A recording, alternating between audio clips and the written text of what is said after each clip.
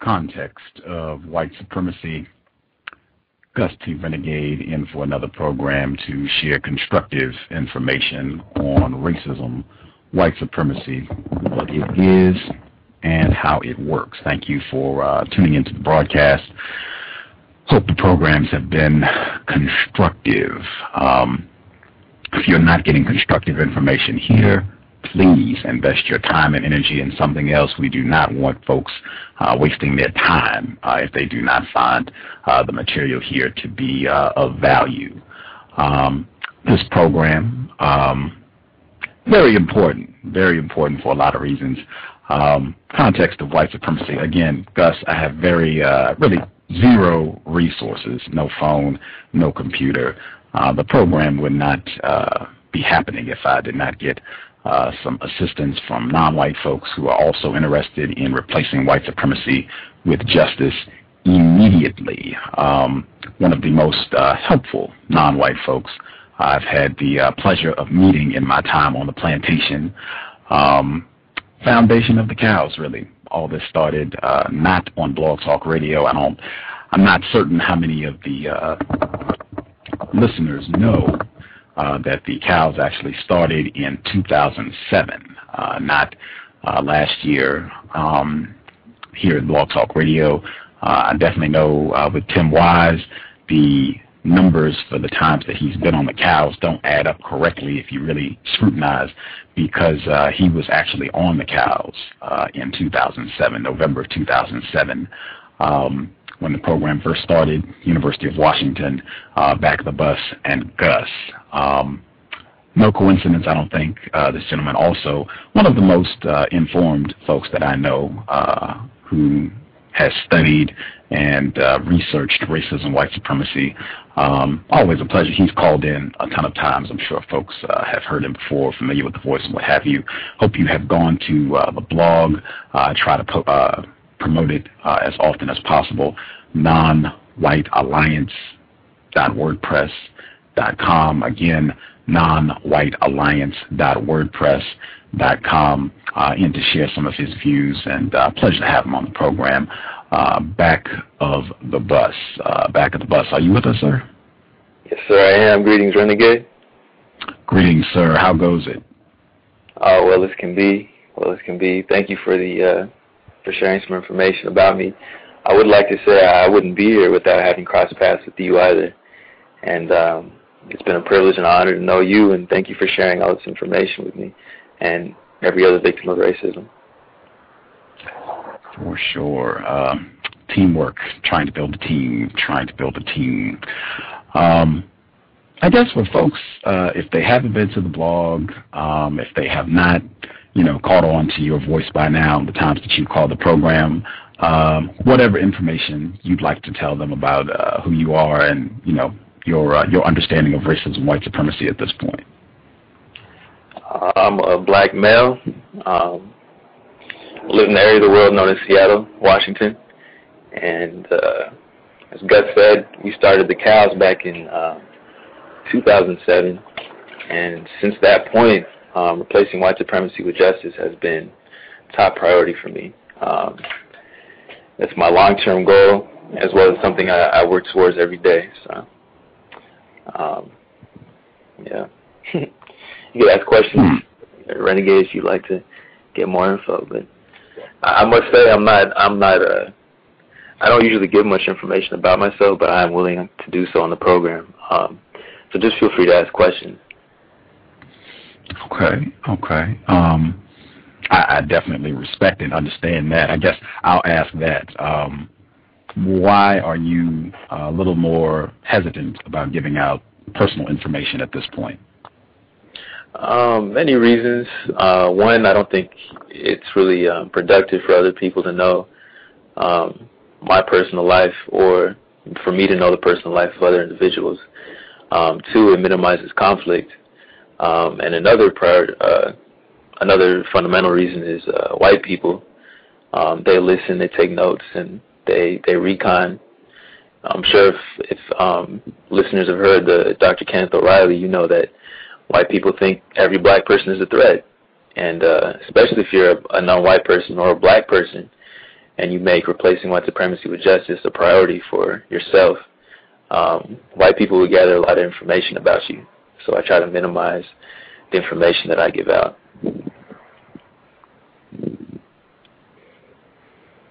Wow. I guess your time studying racism, white supremacy, and doing this work, has it been your observation and or your experience that white people are very skilled at getting information about non-white people, whether it's directly from that non-white person or indirectly? Hands down, the most skilled.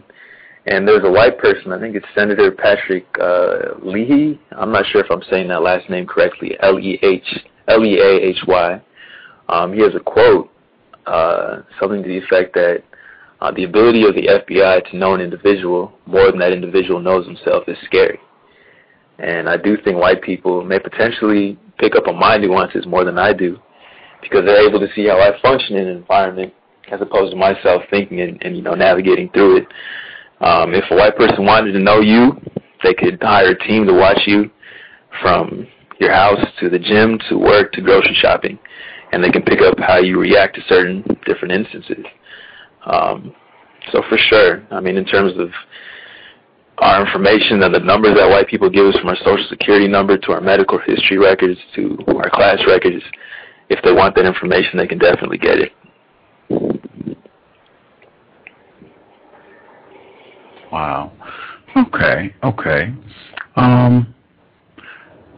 I had several things written down I wanted to make sure I touched on, but I feel that's a very important one because that's a part of my code as well, to try not to give out a whole lot of personal information with white people or non-white people for the exact reasons that you stated. And I think, Kenneth O'Reilly, when he was here the first time, when we discussed COINTELPRO and the FBI's coordinated activity to mistreat and decimate black people who were attempting to counter racism.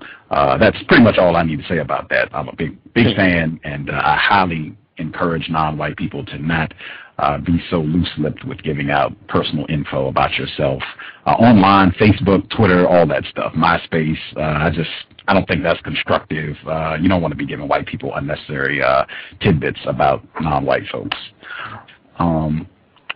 Hey, I wanted to ask you this because I thought you would have some interesting feedback. We did a program about a week ago on conflict and contact amongst victims, and we've been trained to be combative. I know you've experienced that firsthand. A non-white listener, I won't say her whole name, but I'll just say Christy.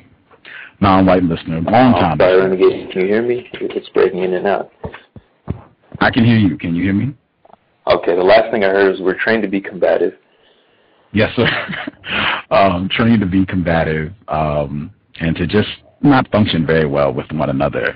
And we did a program on that about a week ago. And a long-time listener, I'll just say first name, Christy, long-time listener, non-white female, she had this comment about that program.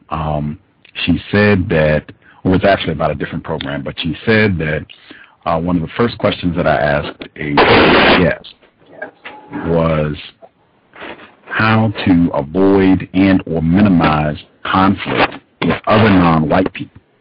And she said specifically she would like information about how to interact with individuals who are confused about racism, white supremacy. And she says she really needs some pointers on that with an exclamation point. And she said that she has found that separating herself from other non-white people is not often possible.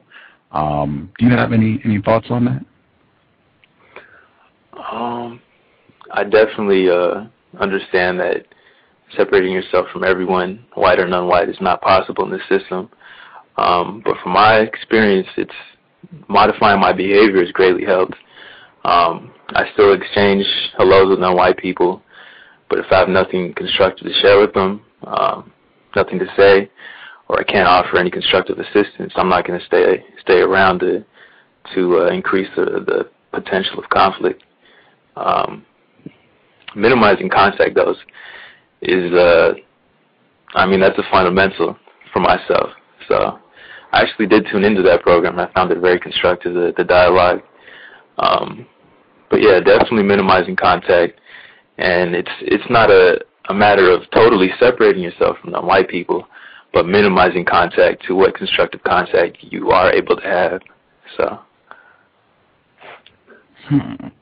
You said modifying your behavior. Like, what, if you can think of when you were more confused about racism, white supremacy, and now, what have been some of the biggest changes?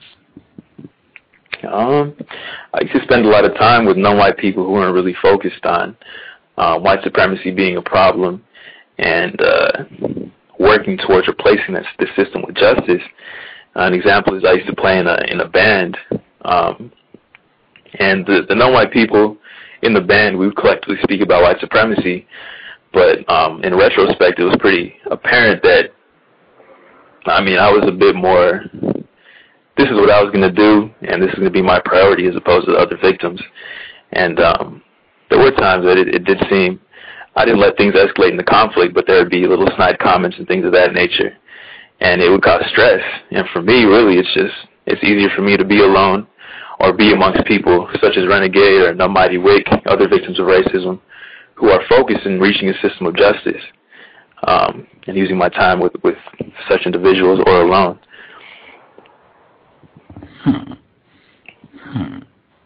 Can you think of, I guess, any other changes in terms of how you function around non-white people who are more confused now? Things that you try to do to make sure that it, doesn't become non-constructive or even destructive, non-constructive or destructive? Be very gentle in my actions, in my speech. Definitely something that I've had to learn recently is a balance between allowing mistreatment, because you're going to get mistreated. That's going to be a given. It's unfortunate, but we can't escape mistreatment totally. So there are going to be instances of mistreatment, but getting a balance between pushing back per se, not to cause destructive action, but pushing back to stop the conflict and minimizing conflict altogether. But also understanding that, other black people we interact with, other victims of racism, they may mistreat us and be programmed to do so, but they're victims of racism. So I try not to contribute to their mistreatment. Try to see if there are ways I can assist them throughout their day. Simple things. If someone's trying to catch the bus, I'm on the bus and I see it's about to leave, telling the bus driver, hey, someone's trying to get to the bus, because I know that gets me upset. Just simple things. I think the simplest things could be the most effective for us. And in our interactions, just minimizing what we know or what we think can become conflict. Stepping back and saying, do I really need to be there or put myself in that situation? It's interesting. I was just speaking to a victim of racism earlier, and he brought up Murphy's Law, basic premise being if something can go wrong, it will go wrong. And I think that's something that can be applied to a non-white person or a black person especially in the system of white supremacy. When you're around other black people, if something can go wrong, if they don't have an understanding of this place, it probably will go wrong. Wow. It doesn't sound like you have a lot of black pride. I don't know. It's like you feel like if we get together, it's a high probability things are going to go bad. Is that an accurate assessment? Yes, that is accurate, and I do find pride is a codified collective purpose to maintain the greater collective's not just survival but growth. And for me, if I'm going to even attempt to say I have pride, I first have to be honest about a situation as black people right now, and it's terrible. I'm not happy to say this. I'm not just saying this to point fingers at us and say we're effing up and doing all this, but we're in a bad, horrible situation. Okay. I guess I'll ask it this way. In your efforts to inform other non-white people, inform black people about racism and white supremacy, how successful have you been at trying to share this information with other victims? I'd say not successful at all because we're still here. You know, there's black people I see that I've interacted with and shared info with, and they've or other victims in general, and they said yes, it does exist, and they conceded. But it seems not all victims have the same level of priority in terms of getting to justice. Also, there are some victims who are just not on it at all. I can't say I've been successful with this. I mean, I'm still here, so I do believe that I can't say there are black people or non-white people I've exchanged with that have become aware of the system of white supremacy and the fact that it does need to be replaced. But I firmly believe there's a lot of work that still needs to be done. Okay. The times where you have been successful, can you think of any, I guess, common themes or common trends where you have had success in sharing this information with non-white people and they did develop an accurate or better understanding of racism, white supremacy? Common themes in terms of, I know I was able to participate in a classroom setting last quarter, and you also participated as well. In winter quarter, that's 2 quarters now. And we were able to share information with some non-white people and black people about the system, how black people are mistreated. I do think consistency has been helpful because as we're confused by white people, they have a consistent barrage of misinformation. So being able to consistently pass on information, and I think that could be, regardless if you have a victim or there's a victim that you consistently see, if they see a consistency in your behavior, I think that's also powerful. Just saying that, it's demonstrated in how you behave and how you conduct yourself. Patience. I think patience is a big one.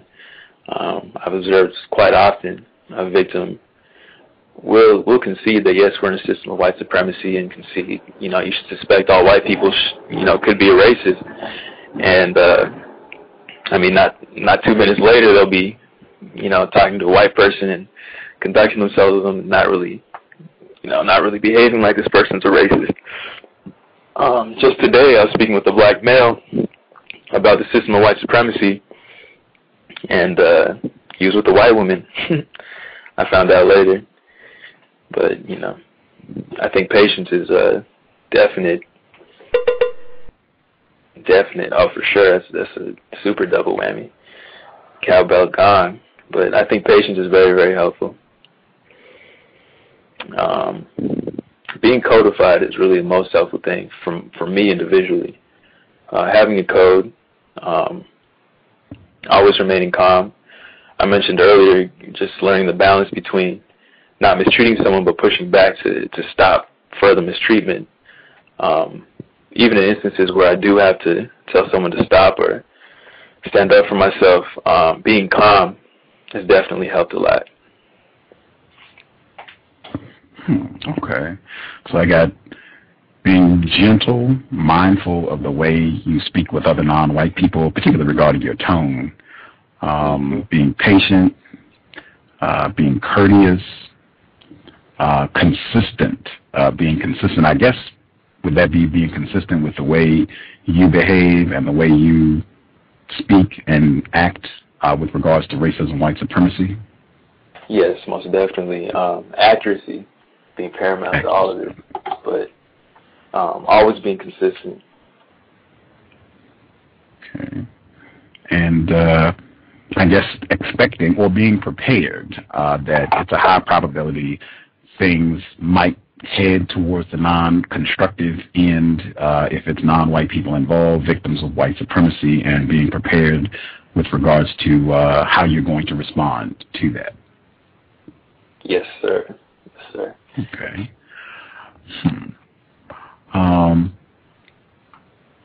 I think we have the switchboard filled up rather quickly, and folks have hands up in the whole nine.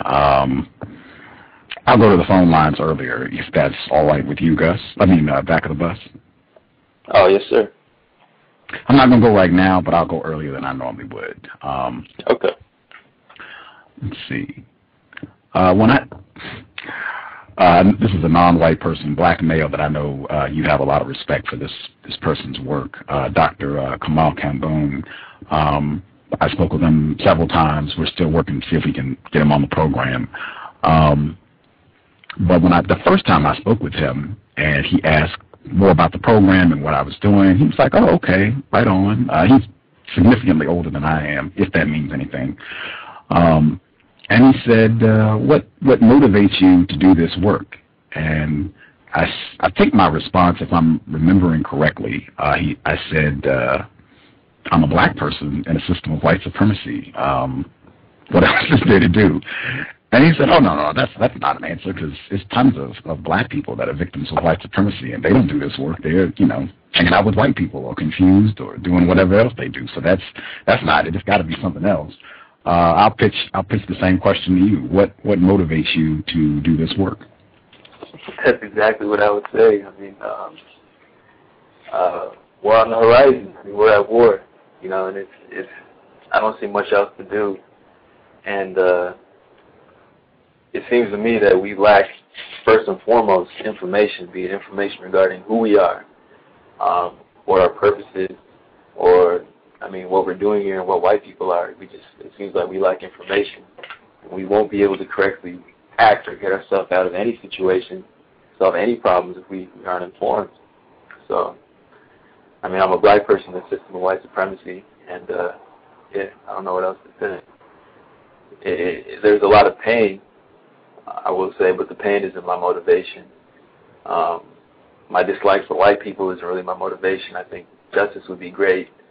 And, yeah.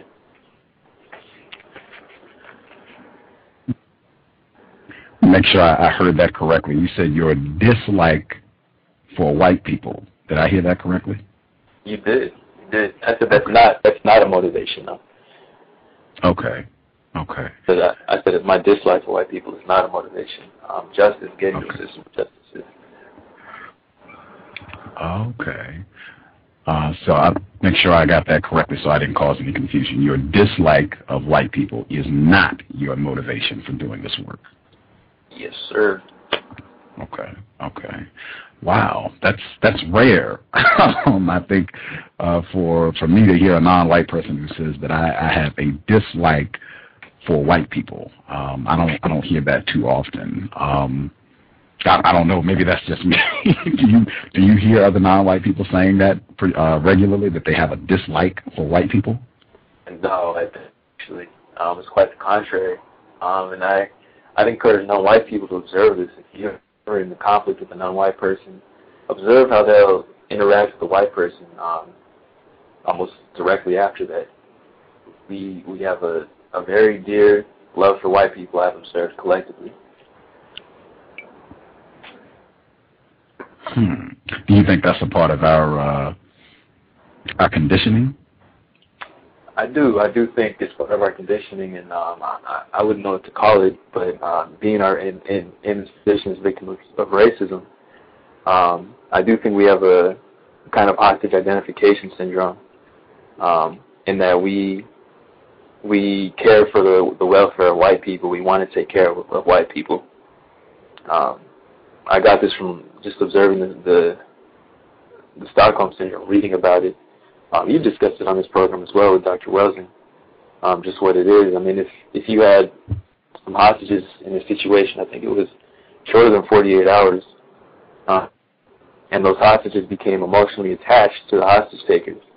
Imagine non-white people are attached to white people when this has been going on a decade, a century, over a millennia potentially.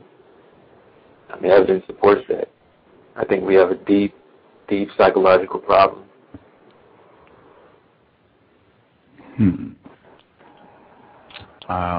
Again, our guest, back of the bus.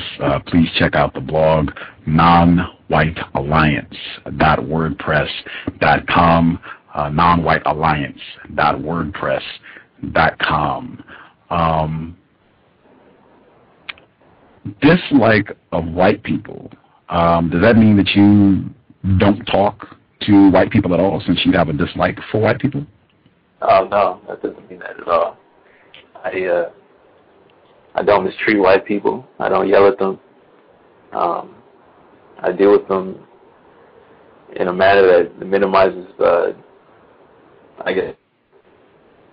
minimizes conflict in the sense of information. Often when I'm speaking to white people, of my own motivation, like if I want to speak to a white person, it'll be to get some information. And I do so in a manner that won't hinder the flow of information. There have been times, very few, that I've gotten upset with white people, but I don't make it a habit to go around screaming at white people, because I don't think it'd be a productive code for me to have.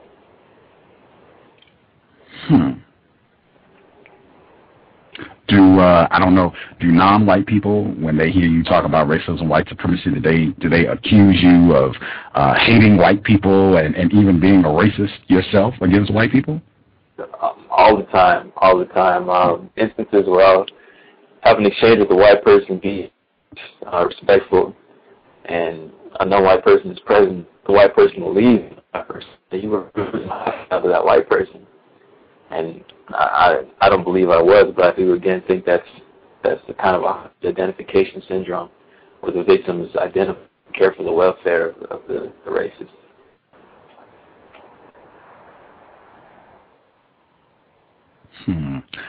Wow, I just had a non-white person email me today, and she said that there should be. She said I should get a psychiatrist on the program to discuss Stockholm syndrome. I reminded her Dr. Welsing discussed that when she was on the program in April, and glad you brought it up again today. And we didn't even discuss this before the program. He just brought that up on his own, right on time. Okay. Have you found that you can talk to white people about racism, white supremacy, and get constructive information? Has that been your experience? Yes, sir. That has been my experience. Lots and lots of information. White people are the most informed in the system, unfortunately. But understanding that I need information, I got to go to white people. I got to do what I got to do. But I have found that asking white people questions, reading the books written by white people and non-white people, but in general, white people have a lot of information. I think an excellent example is, just the C.O.W.S itself. The amount of information that white people have been able to present is immense. And it's not because non-white people, we have something wrong with us. I fundamentally believe the problem is with white people. There's something wrong with white people. But because they have a system, it gives them the most ability to access information, the most ability to make things happen.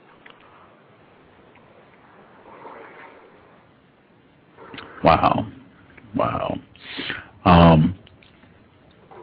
I definitely want to make sure that I get your thoughts on sexual intercourse between white people and non-white people, as well as some of the more colorful episodes that you have experienced in your attempt to replace white supremacy with justice. If I could request one before I check out some of the folks who have called in. If you recall, 2007, I believe most likely late fall or winter 2007, you had an interesting episode around a suspected white supremacist female who wanted a hug, and that just ended up being spiraling out of control around her desire for a hug. If you don't mind sharing that one, I think that would be pretty interesting. So in 2007, I worked at the University of Washington in a college there, and the white female was hired to the job, and one of my jobs my duties I had to perform was to go and maintain computers in classrooms. And the white person in charge appointed myself and this white female to go fix a computer in a classroom. And we exchanged some views about who she was, and I told her I was a victim of racism. And I asked her some questions. She admitted a system of white supremacy existed and so forth. And interestingly, Gus had a breakdown of chess in that. Would you like to break that down briefly, Gus? Take it away. Take it away. Okay. In short, the white side has the advantage in the game of chess as they move first, and the black or the non-white side is always on defense. The most powerful piece on the chessboard is the queen piece. And long story short, through asking this white person questions about white supremacy, I got on the game of chess, and following the logic, she finished the analogy of the white woman in the system of racism. She said that, yes, the white woman is the most powerful. I just asked her, do you play chess? Do you believe white supremacy exists? Who's more powerful? Which side is more powerful? What's the most powerful piece? And she said the queen piece, just like in real life, the white woman is the most powerful. And we ended up taking a bus, catching the same bus after work. And mind you, I wasn't interacting with this white woman more than necessary. I asked questions during the podium. After work, I checked out, went to the bus stop to wait for my bus. She took the same bus. On that bus, she attempted to hug me, and I told her I don't hug white people. And she proceeded to hug me anyways at a bus stop and jumped off the bus. And this was like an exaggerated lunge hug near a tackle.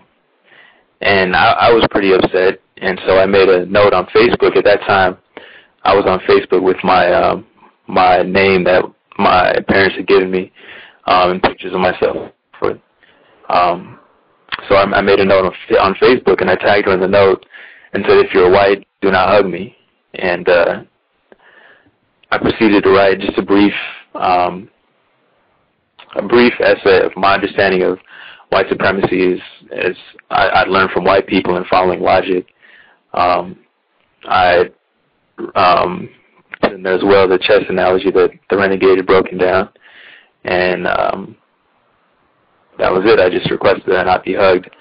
The responses to this were immense. I mean, just in the flesh and even on the Facebook post. I went back to work the next day, and this white female was upset visibly. I was sitting in the manager's office, and she walked in there. I'm on a roller chair, and she attempts to hug me again, and I put my feet out to prevent her from hugging me, and she pushes me in an attempt to hug me.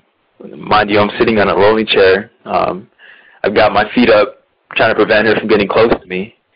And in her attempts to hug me, she knocks me out of the rolling chair. The chair falls backwards. I'm on the floor. I'm the only non-white person in here. This is in Seattle, Washington, at the University of Washington. Not very many black people as it is, and I'm the only non-white person in this area.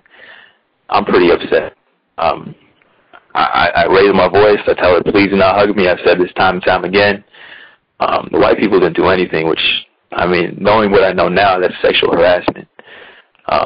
But I moved myself away from those white people. And on Facebook, I mean, the responses by white females, wow. Well, I have the transcripts actually somewhere. I'll put it on the blog and on Facebook again so victims of racism see that. Person that called in at 646, about to go to the phone line. That's 646 actually called in and had a hand up. So if you ring back in 646, I'll get you. And the rest of the folks, I'm going to the phone line. I had actually forgotten about the Facebook portion of that episode because the actual incident in and of itself, or incidents themselves, were just fascinating, you know, right there. But the first portion, man, oh man. And it followed on for days. Yes, sir. Yes, sir. It was interesting, even the reaction. I mean, an experiment to see how white people reacted, but also observing how non-white people reacted. And Gus can tell you this too. I mean, non-white people will think you are totally out of this world, crazy, backwards, when you start thinking that we are in a system of white supremacy and, you know, white people are a problem. Oh, man. I mean, just the way it was tangible, how non-white people would interact with me after that note was posted on Facebook. Just the change was tangible. I will comment because I participated in the Facebook thread. I'm not ringing the cowbell just because I wouldn't know how many times to ring it. I mean, woof, all over the place. And just to give you an idea, there was a suspected racist who was one of the first white people to begin commenting on this thread. And I think she started, you can correct me if I'm, you know, my memory is failing me, but I believe she started it saying, I don't have that much time, this is kind of silly anyway, and I got to catch the bus, so this is going to be really brief. And she ended up, I think, making at least 10 to 15 comments, if not more. I mean, and it came out as she was, you know, writing and continued writing on this thread, it eventually came out. I believe one of us, if not both of us, had asked her, have you had sexual intercourse with a non-white person? And I don't think she answered the question. As she continued to comment on the thread, it eventually came out, oh, well, maybe I did in high school. And other non-white people who were commenting on this thread, who had had sex with a white person or were currently involved with a white person, it was incredible. It was incredible. If Back of the Bus has a transcript of this and is able to get it up on the blog, nonwhitealliance.wordpress.com, I would highly encourage victims of white supremacy to check it out. It's fascinating is all I can say. Fascinating, and particularly if you pay attention to the dates to see how long that this thread went on, where people were making comments, and yeah, it was fascinating. It was fascinating. I will check phone lines to see if folks have questions, comments, things they want to toss in, and we'll get to some other aspects later. I definitely want to get your feedback on the sex between white people and non-white people. Again, caller at area code 646. I'm going to the phone lines now. I saw you had a hand up, so if you would like to call back in to get your question in, feel free. I'm just going to do it randomly because I think pretty much everybody called in at the same time. So person who called in from a blocked number, your line is open. Block the number.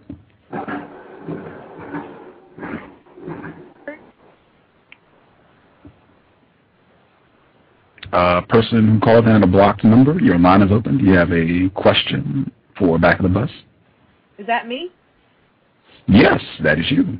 Okay, yeah, I answered before. I didn't hear anything.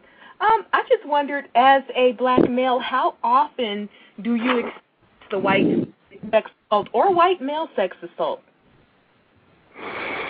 I don't work with white people currently, but I'd say that the assault comes with contact with white people where I'm not directly just engaging them for information specifically about white supremacy, or in getting resources such as at the, you know, like a work source office or so forth. But just in subtle body language of white females especially, I think it's evident, and my awareness has become heightened with my understanding of the system of white supremacy. But I do think that white sexual aggression on non-whites, especially black people, is fundamental to the system of white supremacy, and as long as the system is there, it will be there. So I will say that just throughout my days, I do see white sexual aggression be towards me or any other non-white people in my vicinity. And I mean, I see white people with non-white people all the time here in this area of the world. Right, but I wanted to know specifically from white females, do you see that happening a lot between them and non-white males and specifically black males? Because I wouldn't see it. Oh, yes. Go ahead. You wouldn't see it when? I wouldn't see it as much because I'm a female, so usually I'm not looking out for that, you know, and they're not going to come to me with that. But Yeah, I just wondered from a black male's perspective, as I've heard a few stories from black male friends, but I just don't know if that's something like that's a normal, constant experience when you come into contact with white females. Oh, I do think it's a normal, everyday, common experience, and just going to a gym, I'm not sure if you have access, but even if you have ability to go to a gym just to recon, and if there are black males present, just observe how the white females interact with the black males present. And I would encourage you to watch the film, what's the film? Renegade with Beyonce. Mandingo. Oh, Mandingo, yes. Yes, Mandingo 2. Oh, man. Mandingo and Mandinga and Obsessed. Yes. Check out those 3 films. In terms of sexual aggression, that's actually a good 3 to watch together. But that film Obsessed, the plot, I'm not going to spoil the film. I just highly encourage you to watch the film, and maybe it'd be possible to hear your thoughts as a female on that film. But I do firmly believe that the plot isn't just white people writing in fiction. Like, things like that still happen. Can I tell you something interesting? I have seen the movie, and there's a similar play in Monica's new video called Everything, where in the video you're made to think that her husband is cheating on her, but there actually is a non-black, I believe she's white, female involved in the video. You can find it on YouTube. I would say very similar plot. Wow, and okay. Monica takes action to stop that. So I think it's a very good video. That is. Thank you for that suggestion. You're welcome. Gus, what was the film? It's actually a play as well, but we saw it in a film given us by The Dutchman. The Dutchman, yes. Yes. Check out that play. Whoa! Yes.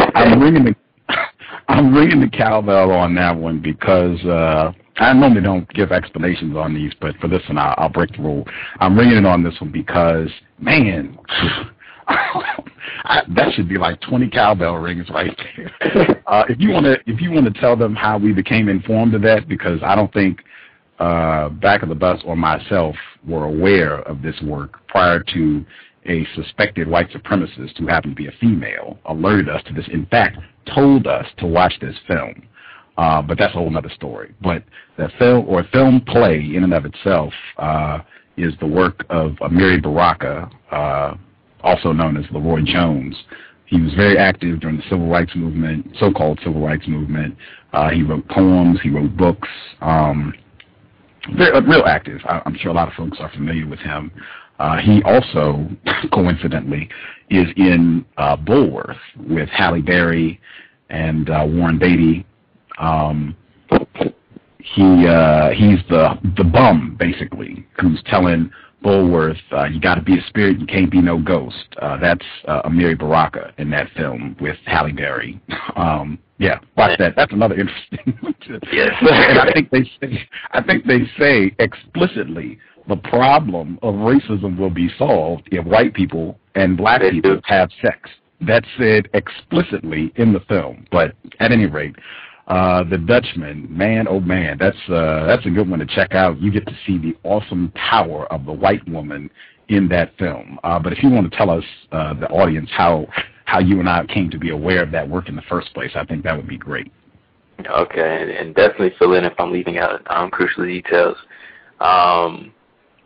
White female, her name is Georgia Roberts. She's currently a professor at the University of Washington, Bothell.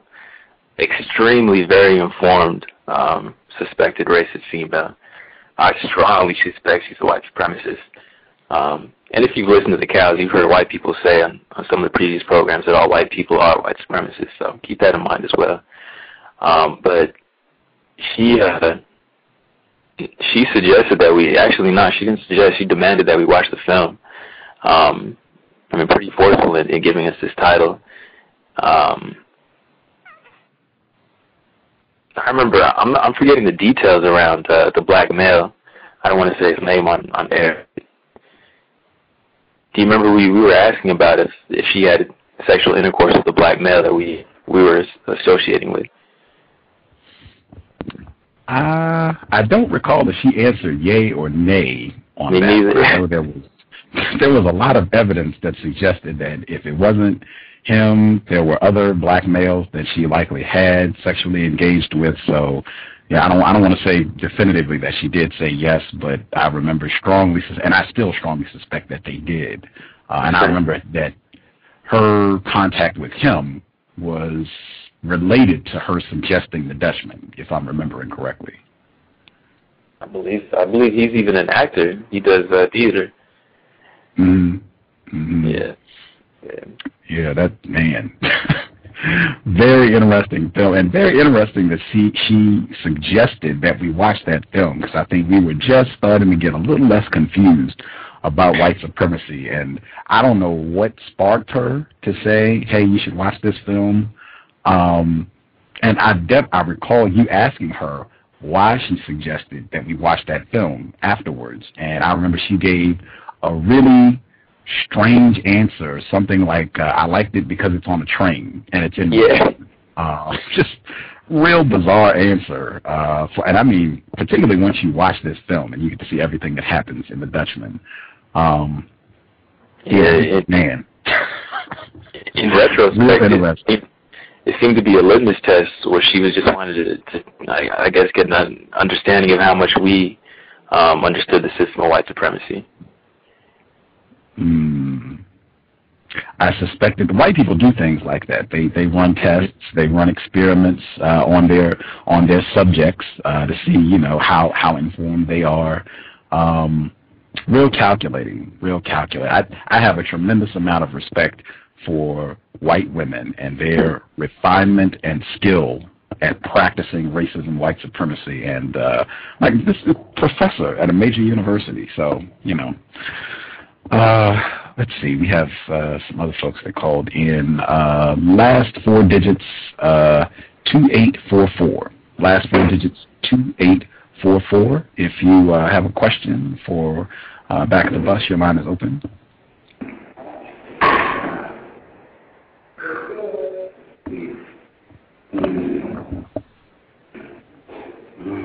Last four digits, 2844. If you have a question, your line is open.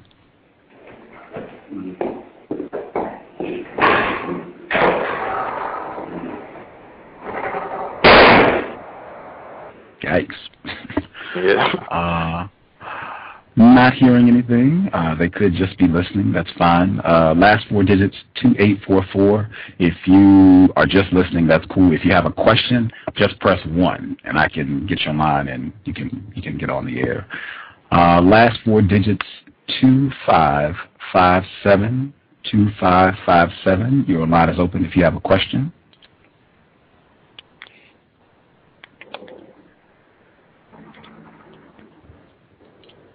Sorry about that. Let me try that. Sorry about that.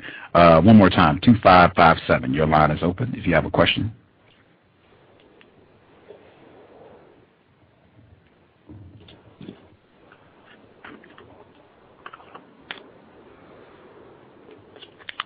Okay.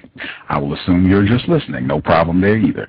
Any of the folks, if you're just listening, no problem. If you change and you decide you have a question, just press 1 and I'll see that you want to talk. Last four digits, 9601. 9601. If you have a question, your line is open. Greetings. Just listening in, and just in addition to white females being very refined, I see it every day. There have been times I work at a grocery store, and there have been times where I ask questions specifically to the black male and the white female is present, and they interject and answer for them, or just different types like that. It's just interesting how well they do it and how slick they are.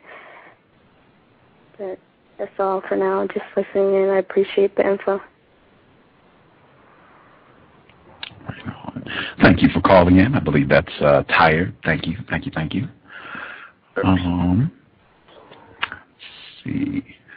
I believe we got 818. She has a question. Your line is open. Yes, I just wanted to comment on what Tyred just said. It made me think of one event, and I don't remember if it was after the Super Bowl game or at a different time, but I remember seeing on television just what she spoke of the white female interjecting and answering for the black male, and they made a big deal out of it on TV. It was Reggie Bush and Kim Kardashian, and every time they asked Reggie Bush a question, Kim Kardashian, in the usual manner, stepped up to hog the spotlight and spoke for him. Every time they asked him a question, she answered it.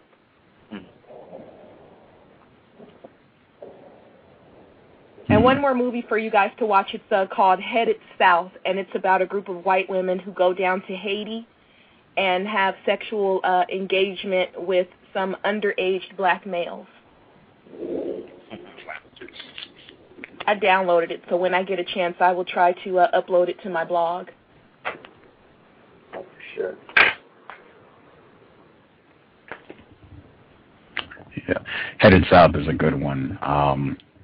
Non-white folks, you might have to use a little more mental energy for that one because it is subtitled, but excellent study in racism, white supremacy. Particularly, it's set in Haiti, so that should be real interesting given what has happened in that area of the world. But very interesting, and it's worth the mental energy to read the subtitles. Couldn't recommend it enough. Outstanding film, outstanding illustration of racism, white supremacy, and again, the power of white women. Man. Yeah, I would second that recommendation. I guess I would also add, I have seen that flip with regards to interrupting. When you ask someone a question, I have seen where if you ask questions to a white person and there are non-white people present, they will do a lot of interrupting and answering for that white person too. I've seen that play out, and especially if there's any sort of sexual engagement going on and you're questioning that white person aggressively or with suspicion, I've seen a lot of interrupting from non-white people. Have you experienced that as well, back of the bus? I have. As a matter of fact, today, the same black male I was having about the system of white supremacy, the white female approached after the fact, and I asked her if she believes that a system of white supremacy existed. I used the definition that you use on this program, and she said yes. And I asked her, would it be correct for every non-white person to suspect that any white person could be a white supremacist?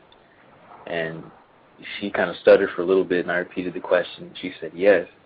And this black male proceeded to stand her up and guard her physically, like put his body between myself and her. We're three sitting in a triangle formation, so we were kind of all facing each other. At this point, the black male puts his back to me, faces the white woman, physically obstructing me, and begins to kind of shepherd her away.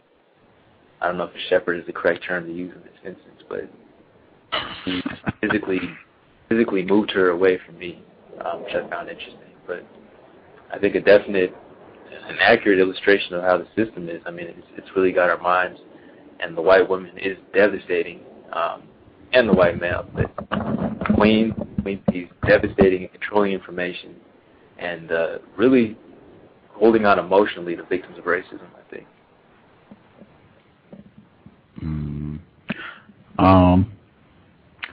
I want to ask, because I know back of the bus, white people have permitted him to explore other areas of the world, and I wanted to get some of his comments on that. And he's seen that sexual dynamic play out in other parts of the world as well.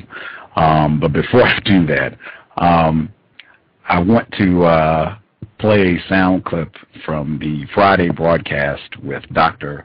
Nell Irvin Painter. Very interesting broadcast, very interesting book. We were talking about her work, The History of White People.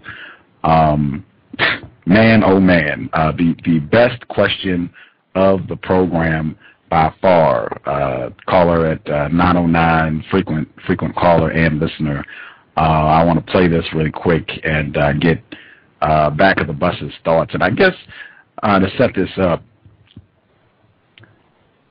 I focus a lot on sexual intercourse between white people and non-white people because in my view, it causes such a monumental amount of confusion amongst non-white people. It is easily one of the most disruptive forces amongst non-white people, and in my view, major, if not the major obstacle to non-white people not being able to replace white supremacy with justice. That's the reason that I bring it up. Not because it's fun to talk about, not because it's interesting conversation, but because it confuses the hell out of non-white people, myself included. And I could be incorrect, but this is the sound clip from the Friday program, and if I could compare it to anything, it would be like the first time I read Frantz Fanon, Black Skin, White Mask. I thought it was interesting, and he had, just some really powerful statements, and wow, put it down, and I didn't find out until some years later when I became a little less confused about racism, white supremacy. I started using the term white supremacy. I found out that he was married to a white person. It was a totally different book when I went back and read it, knowing, oh, he's married to a white person. This is the sound clip from Friday, Dr. Nell Irvin Painter. Hello, Mr. Painter. Miss Painter? Yes. Hi. Yes. Are you married to a white man? Yes. Okay.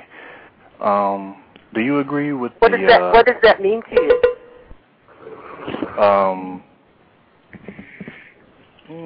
I just was curious. It has its context with Man, oh man, that would not be a cowbell. That would be like, yes, sir.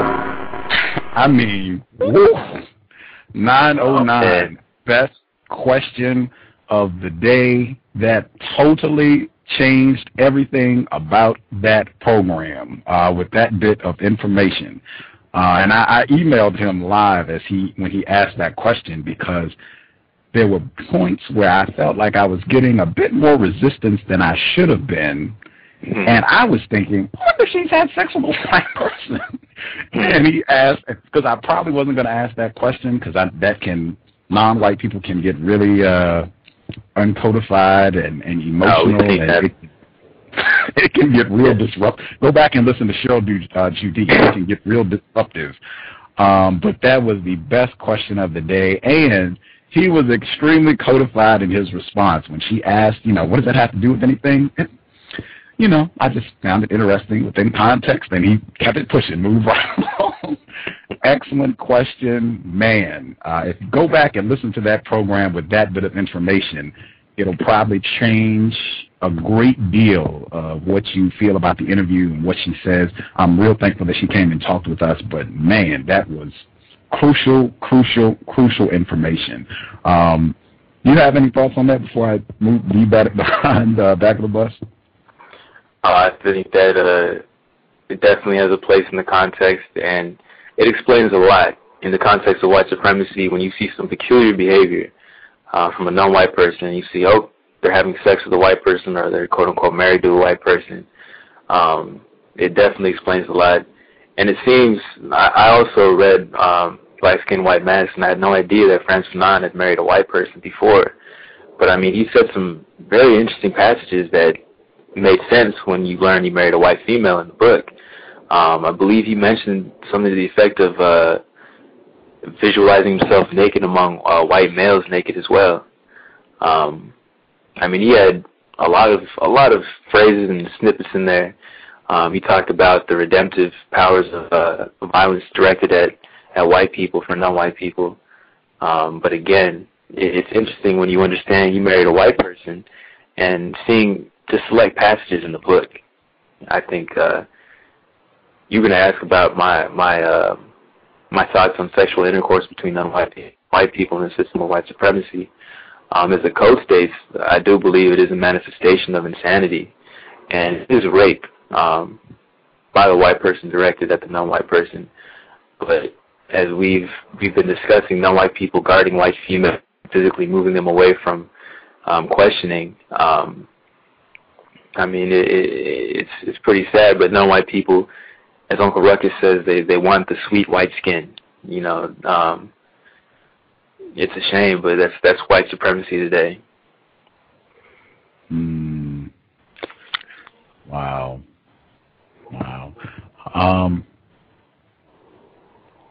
I guess interesting segue.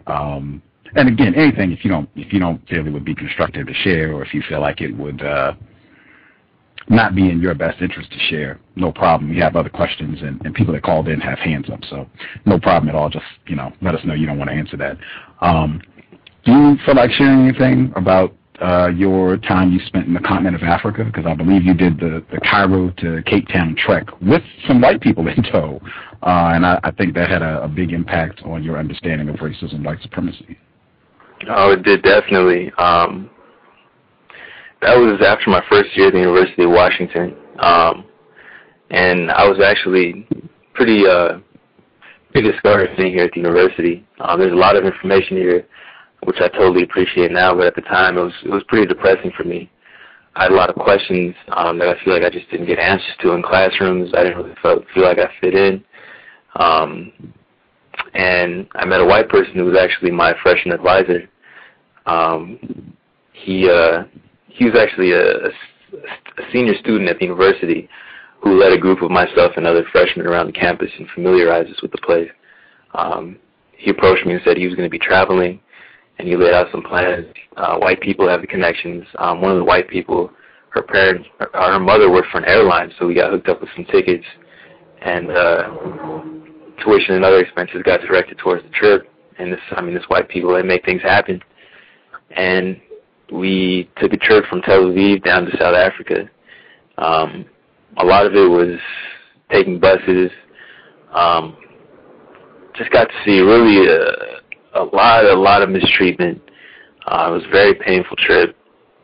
I learned a lot, though.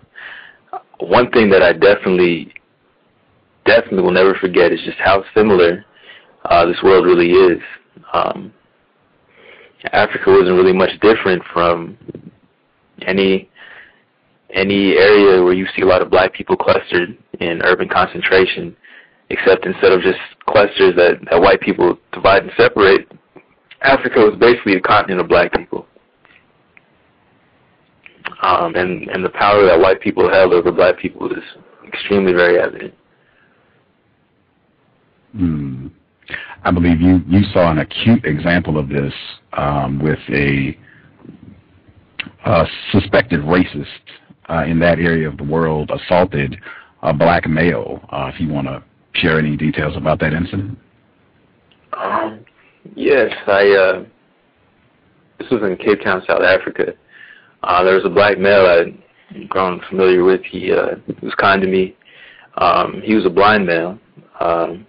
So I mean, if you haven't had opportunity to hear Mr. Fuller's programs, I really encourage listeners to do so. And he talks about being impotent in the system of white supremacy. Well, this was a black male who couldn't see and really didn't have anywhere to go. So was extremely very helpless. And I was walking by where he usually was. I usually go and check and say hello. And he taught me a lot, and he shared a lot of information with me, which I really appreciated. And I was going to look for him, and he wasn't there. And I saw a group, and there was another male named Louis. The blind male's name was Hilton, and I saw Louis running after me, calling my name. And he told me that a white person had kicked Hilton while he was sitting on the ground. So mind you, this white person is standing up, and he kicks from someone who's sitting down. So that's kind of, think about when you pick up if you're a goalie in soccer and you kick up a soccer ball, you wait till it falls down and you kick. So Hilton's head height would be about there. So this is a pretty powerful kick. And I saw Hilton. He was bleeding. He was laying down, and I checked on him. He was conscious but extremely very groggy. He was bleeding. So I run and I chase down this white person, and he's walking down a side street, and he's walking by a chain link fence. So I caught him and I screamed at him. I grabbed him and I shoved him against the fence and kind of pushed him against it, because a chain link fence can be kind of painful. And I was carrying a knife on me, and I pulled the knife out, and I held him on the fence. And a group of non-white people surrounded me and said, "Don't do this, Nibru." I'm not sure if you're familiar with South Africa, but they call black people, they're black people. And there's a group of individuals there that, in my opinion, they're black, but they call them coloreds. And they speak Afrikaans. They call it Cham. And I still remember their accent. They said, "Don't do it, me bro. Leave him alone, me bro. Don't do it, me bro." Basically, all surrounded me and said, "Don't hurt this white man." After he had, just kicked a sitting down. And not their fault. We're all victims of racism, and I didn't cut his throat. But it's definitely pretty evident of how white people are in the system.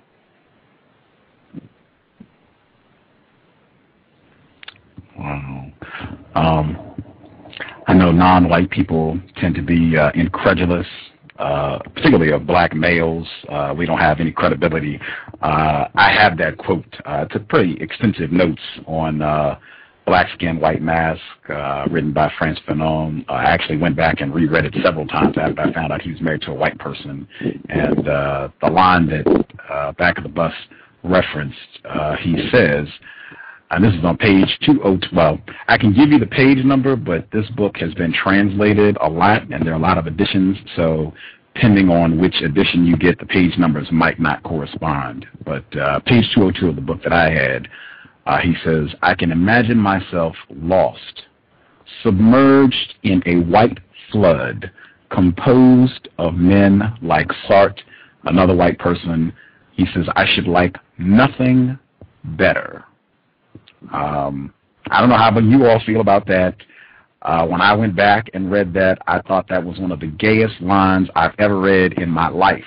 This is from someone who wrote Wretched of the Earth, so-called revolutionary, talk about that book all the time, where he promotes violence against white people as a means of countering racism, white supremacy. Same person who wrote that book wrote this book and is married to a white person. Interesting. Please, go ahead. Oh, I'm sorry, sir. Finish your... No, sir. Go ahead. Okay. Just a tidbit I've observed is white females, refined races. They always refer that book or mention that book, in my experience. That's man. White masks. I believe Georgia Roberts, Wendy Wiseman. White people love this book. A lot of admitted and suspected white supremacists that I know love this book. They quote this book. They'll bring this book up to refute something I've said. And it's very interesting, the quotes that they mention. It's never these quotes when he says things like, the Negro is castrated. The penis, symbol of manhood, is annihilated, which is to say, denied. That's on page 162 of the version I had. They never bring up quotes like that. They'll bring up other little trivial things to the side, and they never bring up that he married a white person unless you volunteer that information.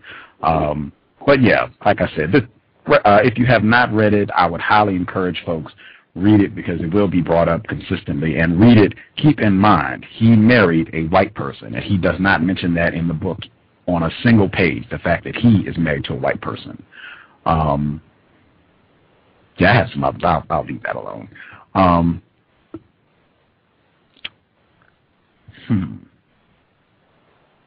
Wow, I'll get your thoughts on this one. This will be my last Fanon quote for the day. And you can relate it to your personal experience. That would be great. He says, this is page 127, the book that I read. Emotive sensitivity. Emotion is completely Negro as reason is Greek. Water rippled by every breeze, unsheltered soul blown by every wind, whose fruit often drops before it is ripe. Yes, in one way, the Negro today is richer in gifts than in works. That's not exactly the line I wanted. Let me get a better one, because he's talking about the same thing, but he says it in a much, there we go. He's much clearer. This is a much clearer illustration of what he just says. It is said that the Negro loves to jabber. In my own case, when I think of the word jabber, I see a gay group of children calling and shouting for the sake of calling and shouting. children in the midst of play. To the degree to which play can be considered an imitation of life, the Negro loves to jabber. And from this theory, it is not a long road that leads to a new proposition.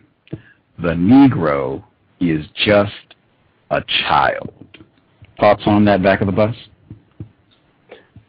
I think it's accurate. The Negro is just a child, and we do speak a lot. We dance, we sing, we do a lot of things. But the first passage you read as well, emotion is, in short, breaking down, emotion is Negro and logic is white. And I've observed that definitely, and even in myself before understanding the system of white supremacy and making conscious changes to my behavior. I've seen that in myself. But emotion is something definitely that victims of racism, I mean, I think the system conditions it to be in us, and I believe Creed mentioned it in an earlier program, where we seem to have a very emotional drive as non-white people, especially black people. Go to a black church and watch black people stand up and put their hands up and tremble and shake and for clarification, I have nothing against any religion, but just to see how we can be moved. Yeah, definitely. I think that's accurate, and especially the section on being a child. We really can't provide for ourselves or solve our own problems in the system. Interesting tidbit yesterday, I was speaking to two black males just about that. We don't have any form of organization because of white supremacy. It's not possible, and we can't solve any of our problems. And during the course of this conversation, we hear a black female screaming, crying. We see her falling on the ground over and over again. And I'm not sure if listeners know, but there was a fire in Seattle that killed 5 black children. The oldest was 21, and the other 4 were, I think, 10 and under. And I mean, the explanation for this, white people said a fire engine got there and it broke down. They said a second engine got there and the hose fell off the engine. Basically, these 5 black children died in a house fire. And apparently that was her mother, the mother of some of the children. And it just felt, I mean, talk about impotent in terms of not being able to solve all the problems that I have or work with other black people in solving their problems. Just catastrophes because of racism. I mean, a child. That's how I definitely felt.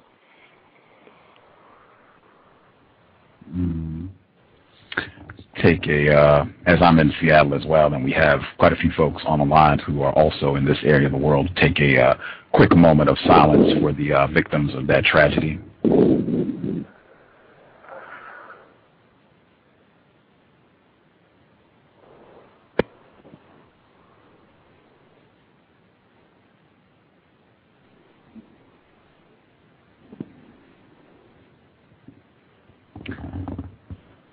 Context of white supremacy, our guest, back of the bus.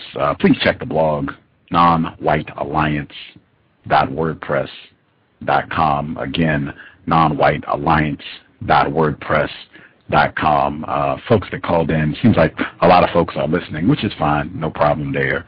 If you want to talk, press 1, and I'll know to hit your line.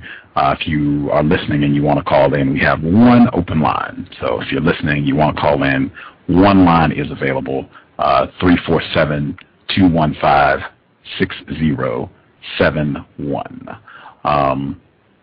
I believe this is Tired.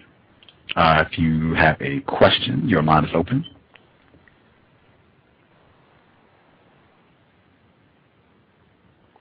Might have my numbers crossed. If the last 4 digits, 9601. Last 4 digits, 9601. Your line is open. Hello? Yes. Can I be heard? Okay. I just had additional information about the tragedy that a white male that was in the area at the time said that they didn't do anything. They were just standing there the whole time that the two other firefighter trucks were coming, and unfortunately they put a face, the chief of the police or firefighters is a black male in the area, so they just play it well, blame it on the black guy. But yeah, it's all bad. We can't really control any of the things that do happen to the offsprings or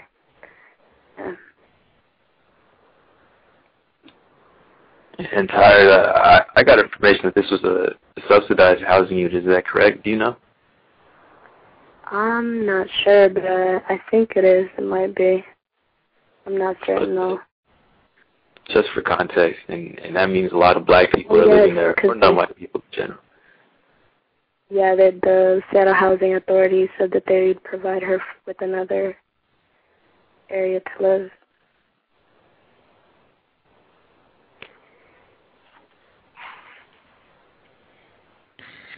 Wow. I think unfortunately, it might be best if any situations where you need assistance from white people, fire department, enforcement officials, it might be best to say there's some white people trapped. That might be best. I strongly suspect if they felt that white people's lives were in jeopardy, might have been a different response with the way that things were handled. I could be incorrect, but in a system of white supremacy, I have to suspect that would be the case. Just tell them that white life is in danger, and I strongly suspect that they will get things cracking. They will have fire hoses in order and anything else if they suspect that white life is in jeopardy. I could be incorrect. That's a correct suspicion. I have the same. That's a great Not too long ago. I'll go ahead, Tyler. Just a great suggestion. Anytime you need help, say a white person's in there. It's something. Because my father came into the same predicament, like he's disabled and subsidized housing, and they put him in a third-floor apartment. There was a fire and the elevator broke down, and it was just a practice at that moment, but if he was to have a fire, what would happen? Sorry, that was all. Oh, that's correct. Thank you for sharing. It's unfortunate to hear about your father today.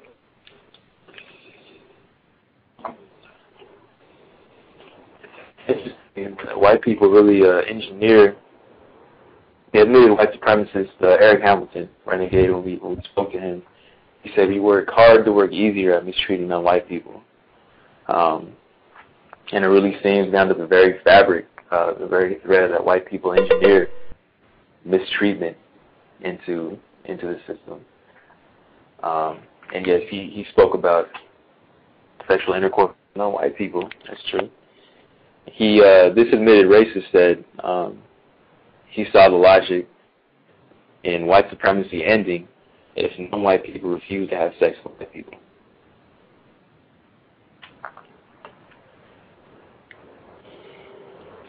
But I found that a very relevant quote when you mentioned white people work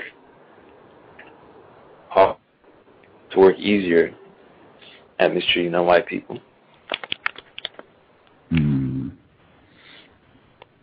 Yeah, I tried to get Mr. Hamilton to come on the program. He refused. He did say that he has listened to more than one program, and that he most likely is using the information to refine his practice of racism, white supremacy. But yeah, I do think he shared some constructive information when we spoke with him. Let's see. 818 also had another question. Your line is open. Other folks that you're listening, if you want to talk, press 1, and I can get your line if you're listening. That's fine too. I actually hadn't pressed 1 again. I'm sorry? I hadn't pressed 1 again. Oh, okay. No problem.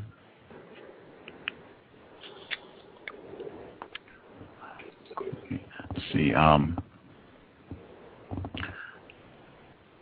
again, anything you don't think it would be constructive to speak about, no problem, because I have other questions and folks are hanging out on the line as well. Do you think it would be constructive to share about the incident of rape that occurred in while you were on your trip in Africa? Yeah, why not? The only reason, just for context, why I hesitate at this point is just off previous experiences I've had with other victims of racism. When I speak about my experience being raped by a white supremacist, he's an admitted white supremacist, by the way, Renegade. I'd be receiving just scoffs from the victims or just things I didn't think were the most productive, but I think it would be productive on the line with victims of racism who would like to replace white supremacy with justice. Mm-hmm. Yeah, feel free. Trying to see where to start. While in Cape Town, I was participating in a study abroad program at the University of Washington for 3 months, and we had to participate in what the white people call the community engagement aspect of the course. Most people, white people and non-white, went to some schools nearby or a community center, and I was really curious how white people work through the police in South Africa. And one of the things I'd been learning about or asking questions about on the way down was how non-white people changed in terms of being formerly a quote-unquote guerrilla fighter and into having to come back to just a life that they didn't really fight for. So you put your life on the line to get some changes, to solve some problems, and it didn't happen. And basically white people force you to just get back to living hand to mouth, trying to get some food every day. And interestingly, in South Africa, a large number of the police officers are actually non-white. Makes sense in the country. But currently in the police force, most of them are from the C.O.W.S, which was a former African guerrilla unit. Another interesting tidbit is 50 Cent, the rapper. His clothing line used to be called Guerrilla Unit in terms of GUE, guerrillas in the military. But white people had him change it to Gorilla, Gorilla. So I got permission to ride along with the South African Police Service from a white person, commissioner of the police. And I'd ride along during the night shifts. Some days would be a bit earlier, but quite often it would be night shifts up into 3, sometimes 4 in the morning. At the end of my shifts, I'd have to walk back from the station, which wasn't too bad, but wouldn't be what I'd like to do in ideal conditions, because it was quite a stretch, and there's a lot of non-white people there who don't really have any resources, lots of mistreatment. And there was a white female, much older. She was 11 years my senior, very refined racist. I've had an interaction with her via email after I'd become aware of the System of White Supremacy. She offered a ride to me, just nonchalantly. She works downtown, which is, in her going to where she lived, she'd be passing the police station. That was fine with me, so I'd catch some rides with her.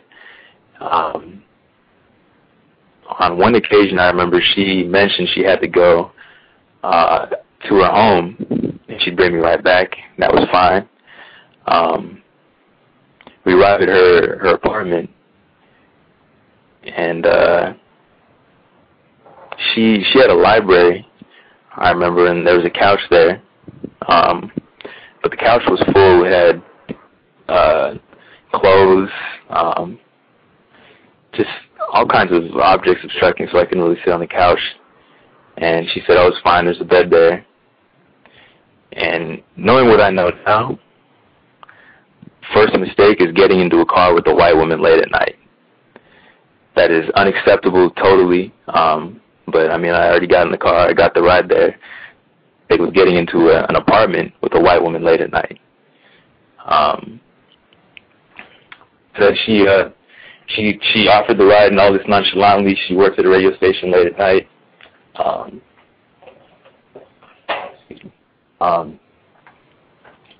So we're here in the apartment, and at the time I also smoked marijuana, and she offers to roll the joint. Third mistake, I let a white person offer me a substance, and she rolled it with her back to me, I remember distinctly, and that was a big mistake, I firmly believe. And it took me some time to really acknowledge what it, because it's, I mean, in terms of impotence, it's really shameful. But after that joint, I remember totally just passing out. And I woke up to the racist giving me fellatio. Now, mind you, in terms of feeling ashamed, after this, I'd never looked at a white woman, kissed a white female, never really attracted to white females. I'd only been with black females before this. And, I mean, I remember total devastation. And it's interesting that I blame myself for what had happened, which I think really demonstrates the power of sex. I mean, just a total destruction, obliteration of my self-motivation, my self-drive. I remember I even approached the racist, but in such a timid way that she actually slapped me, putting the blame back on myself.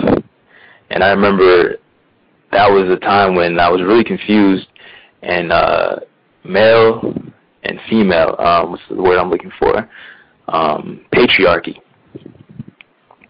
When I start thinking about that confusion, the utmost confusion, I'm not saying any person is not mistreated for whatever reason, but I do remember after that instance, the white female slapped me, and I mean, it made sense. How could a black male really claim that a white female or any female forced herself on him when physiologically the male is needed to be ready to have sex? I remember it took me a lot of time thinking about that, and there would be instances when I shared with other victims of racism, hoping to speak about it, my experience with this white female, that I would just cut off, sharing it with other victims. I tell victims that I've been with a white woman and, so forth, I wouldn't recommend it again. But as far as the details, I wouldn't go into, because victims would consistently just scoff or clown and things of that nature. But I remember very recently when I saw the film Obsessed. Man, I saw that film, and I just had white people clown so hard. Like, to put on film a white female raping a black male, I don't think the white people who wrote this film just pulled this out of the air. Like, I strongly suspect some white females were involved who may have, I'm not sure if listeners have seen Obsessed. In the film, this is a spoiler, a white female slips a substance at one point into the drink of a black male, and he ends up passing out, and she has her way with him. Just bold clowning the way that, white people, that much they use this and batter and bruise this. I mean, she has numerous sexual advances with him, from entering his car to flashing herself when she's in his car. She's wearing a trench coat, and she's very scantily clad under the trench coat, and enters his car and just rips open the trench coat. And I was thinking of my interactions. The black female asked me earlier on the line about my advances from white women, the aggression from white women.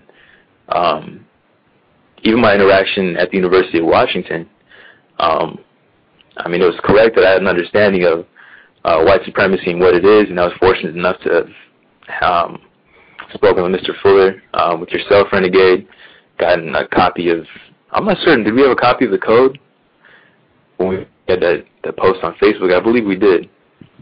Yes, I think we did too. Yeah. But I mean, being codified and understanding the system was really helpful in dealing with that white woman, because that could have been disastrous again. And it was until, after an understanding of white supremacy that I really understood how white people are so conniving and tactful in getting non-white people, black people, they want. And yes, of course, sex.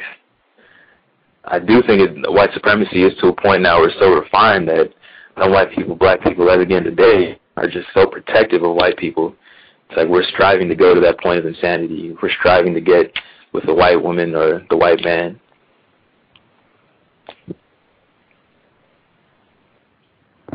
Wow. Thank you for sharing. This is the second time in a week where a black male has felt comfortable enough to share personal stories of abuse and mistreatment in the system of white supremacy. I know that can real vulnerable thing to do for non-white people. As you said yourself, frequently non-white people are not sensitive in how they respond to information of that nature and can just resort to making snide comments and trying to put you down. And I have a lot of respect. Sonny was last week and back at the bus this week. Thank you for sharing. Thank you for the opportunity. Wow, and I suspect that sort of thing happens a lot. Yes, the fact that you and that's Obsessed. The film Obsessed. After seeing that, I was extremely very upset because I remember the way I really beat myself up in terms of the devastating effects of the racist raping me. It was terrible. It was totally just, as I said, demolishing of my self-motivation. And I know white people do that a lot, white males and females. But I know from experience that to come out and acknowledge that it's very difficult. I mean, there's no racist rape support groups really, So yeah, I do think white people do that very, very much. Sex is a fundamental part of their system of white supremacy. Your line, renegade, white supremacy, and sex right together. It totally does. It totally does.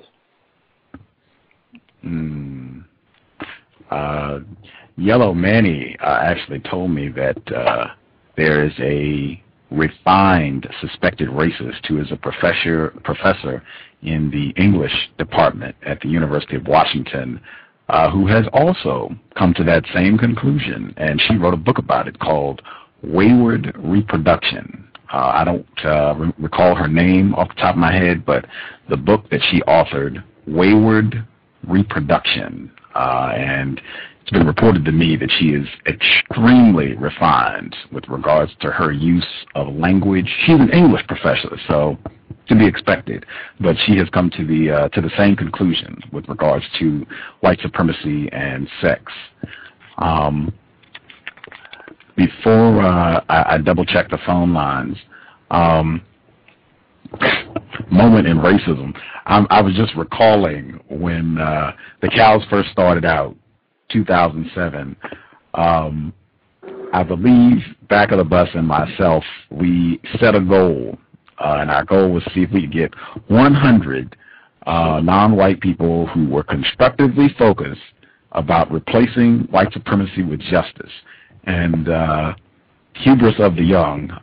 Looking back on that now, like, man, I'd be thrilled if you get 5 people like that in the same room at the same time, much less 100. I guess perhaps I should answer this too, but what do you think with regards to that? Do you think that was underestimating the power of white people or underestimating the confusion of victims? I'd say it'd be difficult for me to answer one or the other because I definitely think the power of white people is in correlation to the amount of confusion we have. Since white people are the problem, I'll say it was the power of white people. We're victimized by their wizardry and lies and confusion. I mean, it's pretty apparent. White supremacy speaks for itself, and I'd encourage, this might be difficult for some of the listeners, but I'd encourage it. It's an excellent observation, the System of White Supremacy. If you can, listen to a C.O.W.S program with an admitted racist, or listen to Renegade share his views on the system, and play some footage of Haiti, of the aftermath of Haiti. And you can take the sound off the footage of the aftermath of Haiti and just observe what's happening. I mean, white people are in there doing all kinds of things, moving buildings, moving bricks, to sawing the legs off of victims with hacksaws, to moving bodies with tractors. I mean, just think about our state of being being children, and the ability and power of white people. I mean, it's a huge deficit, the gap of power that white people have and non-white people. I mean, we're not in power at all. We have, I think Cree used the term powerless. I do believe we can change, and we can force white people to stop to reach a system of justice, but there's a long way to go. And there was a program with a female, I forget her name, sir, who studied lying and deception. Dana Carney. Yes, sir. She spoke about how being in a position of power helps those who lie, or it's easier to lie when you're in a position of power. Just think how easy it is for white people to deceive us, to put a cloak over our eyes. Mm-hmm. Yeah, I would agree. There's a strong correlation between the power that white people have and the confusion of non-white people. And I believe I spoke with Mr. Fuller at one point, and he pretty much said the same thing, that the confusion of non-white people tells you just how good white people are at practicing racism, white supremacy, particularly in the stage of refinement. Sure. Just extraordinary. Before I double-check the phone lines, I know you've mentioned before that you think that there is a correlation between really refined white supremacists and the so-called homosexual agenda. Yes, would you care to elaborate on that? It's been my observation that white people, refined white supremacists specifically, put a lot of effort into getting non-white people to conduct their behavior in a gay manner. And I define gay as non-productive or self-destructive. And Mr. Fuller also shared a definition. Actually, I don't remember if he shared the definition, but there was a program with Mr. Fuller, and a non-white female called in and said she was gay. And I think she was asked the definition of gay. She said happy. Is that correct, sir? Yes, she agreed. I think they both came to agreement about gay. The old definition used to be happy, and they both kind of agreed that still had some relevance. Okay.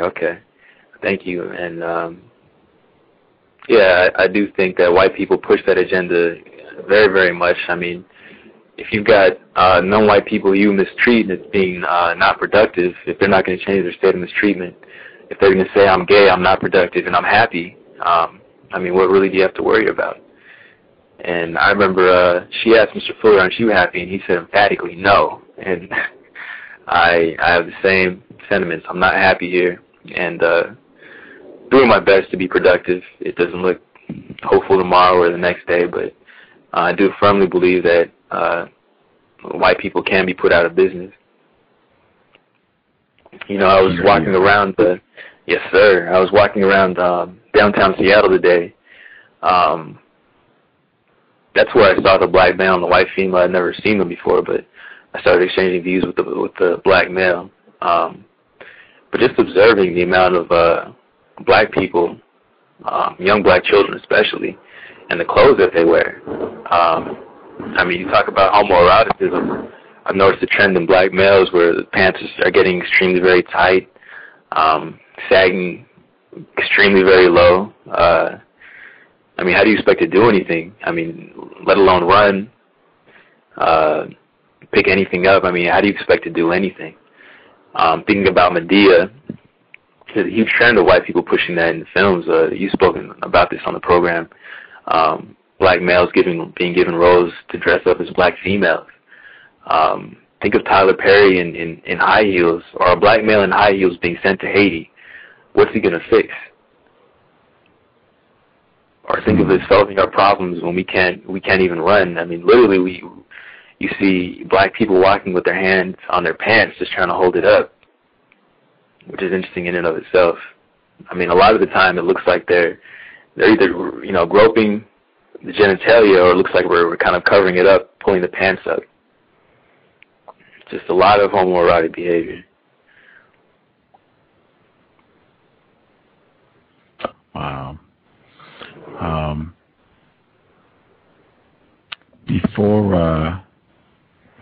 Before I check the phone lines, would you like to let folks know any details about the video project that you've been working on with some other non-white folks? Yes. It's actually Burn's first cut of an initial edit. It's a video project specifically to just share some information with non-white people, black people, first and foremost, about racism, white supremacy, what it is, how it works, suggest some things we can do to counter that system. But really trying to solve our problems and reach a system of justice, ultimately. Yeah, today I burned the first copy today, and I'd like to edit a few more things and add some more footage in there to get a nice package, but hopefully it'll be available to victims of racism. And I'd like to say this on the cows to make it, I guess, get some anticipation to victims listening. I'm trying to work on getting the cows on disc sets. I don't know if resources is so much the goal, but just to keep it on a hard disk copy. And I'd encourage listeners to do the same. If you can, download the cows, put them on some form of media that doesn't involve moving parts, or just back it up if you can, because white people, they do give, but they can take away too. So.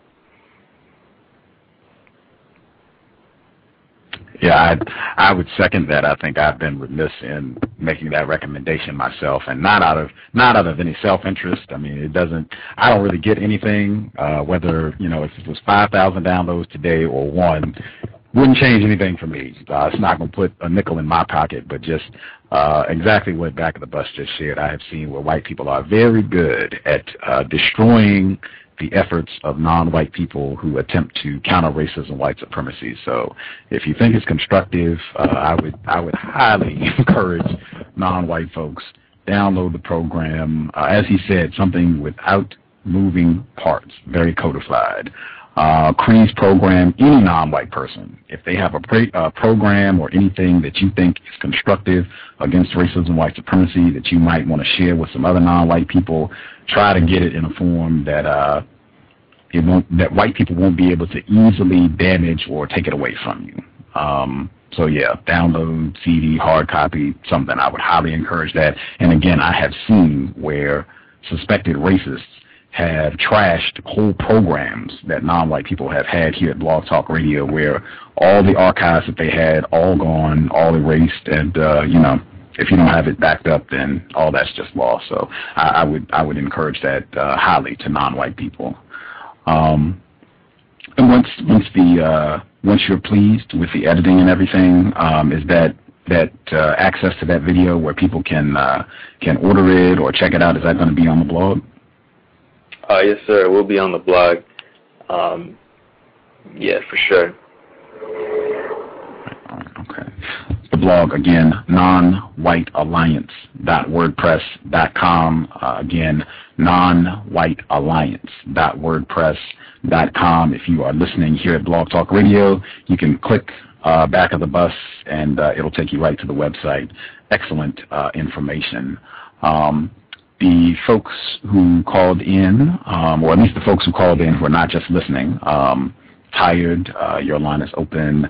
818, your line is open. The other folks that are just listening, didn't press 1, just hang out and listen. Did you all have any questions or comments you wanted to make? Not at this time.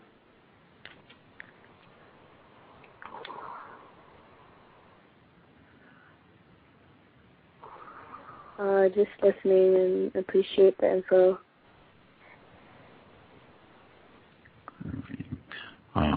818, would you like to share the blog address? Because I know you said there was information relative to some of the things we talked about earlier, and you didn't give the address to the blog. Do you want to share that? To my blog? Yes, ma'am. Okay. It's Ebony, EBONY, newschannel.blogspot.com. And what Ebony. I'm sorry, yeah, ebonynewschannel.blogspot.com. Thank you. You're welcome. And what you may want to check out, I've only got one entry up, but I've been working on a link list towards the bottom of the page called The White Sex Assault, and you can find the 2 cow shows with the irritated genie embedded there to listen to, as well as a boatload of links to different stories regarding sexuality, perversion, rape, basically the white sex assault, homosexuality too. I tried to do my best to include as many links as I could there. So I'm trying to make the blog a very constructive place to find information, since a lot of us seem to resist, and to help cut down on conflict, and just so people can have access to the information for themselves. Sure. Thank you very much for posting that and sharing that. You're welcome. I've come across so much information in the last 2 years, and everybody I talk to, they keep saying, why don't you share this information with people? You should be a teacher.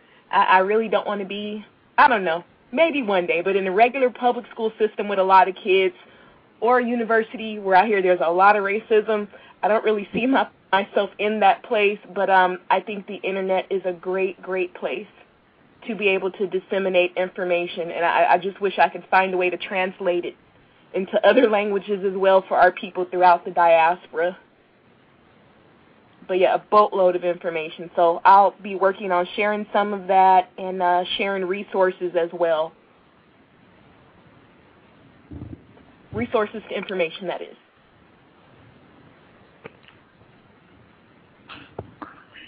I guess one thing I can share, I have it on my blog.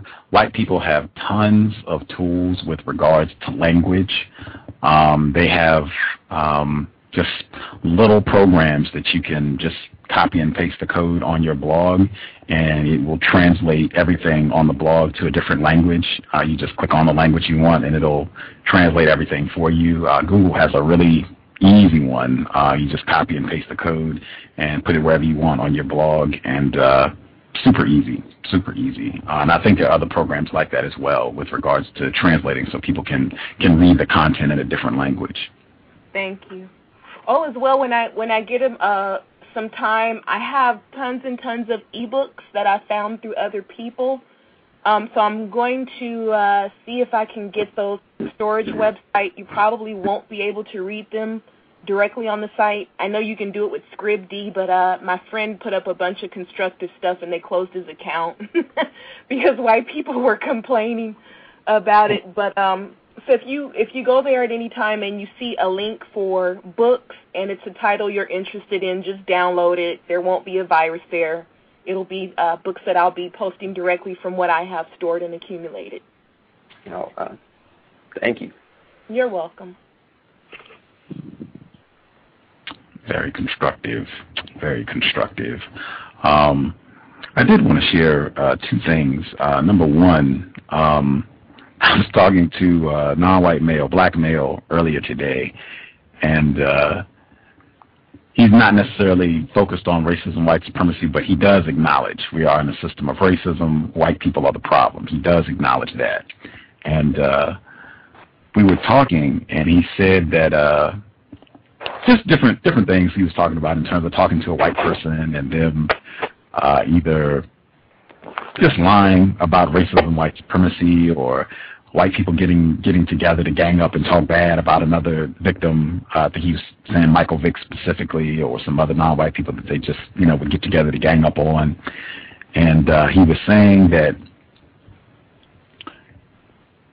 even having being allowed to make a decent amount of income and having an okay job, an okay home, that as a black person, he never gets to feel comfortable He says that he feels like every day that he goes to work, it could be the day that it all comes to an end. Like white people are like, "Yeah, we made a mistake. Get out of here, pack your stuff, and hit the road." And he says he's felt like that, his whole career, and he suspects it'll be that way until as long as he's on the planet or as long as he's working.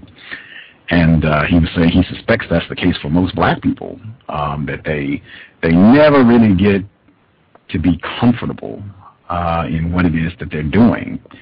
And I asked him, I said, "Did you see the photograph of President Obama where he was in the White House and he had his feet on this desk?" And white people were livid. They complained. I saw it some time back. It was, I don't know, a few months ago. But as I started to research more about this, white people have been complaining almost since he got to the White House. They've been complaining. He's got his feet on the desk. It's a total disgrace, and da-da-da. And it was a white person was blogging about this. And they had the photo with President Obama with his feet on the desk. And then below it, and the white person was honest. He said, "This is racism. Here you go, white people being racist." And below it, he had a photograph of George Bush II when he was president, and he had his feet on the desk, and he said nobody had any gripes about that. Nobody, was making these complaints for a year and a half, making him take his feet off the desk. And I said that pretty much sounds like exactly, what this gentleman was talking about, that even in the White House and trying to solve problems, you still can't be comfortable. White people are still ready to snatch you out at any moment. And he said, exactly. And I know that's why I do this work, I guess. If next time I talk to Dr. Cambone, that'll be my updated response, that I do this work because I feel like I'm just not allowed to be comfortable. Like, regardless of what I do, whatever attempt I make, I'm just not allowed to be comfortable. I feel like I'm always a smooth away from being in trouble with white people. And I find that totally unacceptable. The second thing, Sister Nefertari, her program airs on Sundays, every Sunday, 7 p.m. Eastern, 4 p.m. Pacific. Just go to her website for Children of Southampton. The address, ourcause.com, OURKOS.com. I was listening to her program, and she had a black male on. Michael Cord is his name. He's in the Philadelphia area, and they were talking about racism, white supremacy, of course. And he shared this story. He's an attorney, and he's representing this black female. And he shared this story. Just another example of why I do this work. Black female, honor roll student. She was in high school at the time. She's in college now. She's enrolled at Temple University in Philadelphia. She's in high school with mostly white people. And she has a President Obama button on. And I guess they were talking about, politics or what have you. This might have taken place during the 2008 presidential election. But the students are talking about this, and it started to get heated, and of course it got heated along racial lines where the white people were upset with the black students for supporting President Obama and wearing these buttons and what have you. And this female, black female, tiny person too, she's like 5 feet tall. The white students were getting aggressive with her, and she said she didn't feel comfortable. She went to the white people in charge and told them the situation and asked for their help to resolve all this.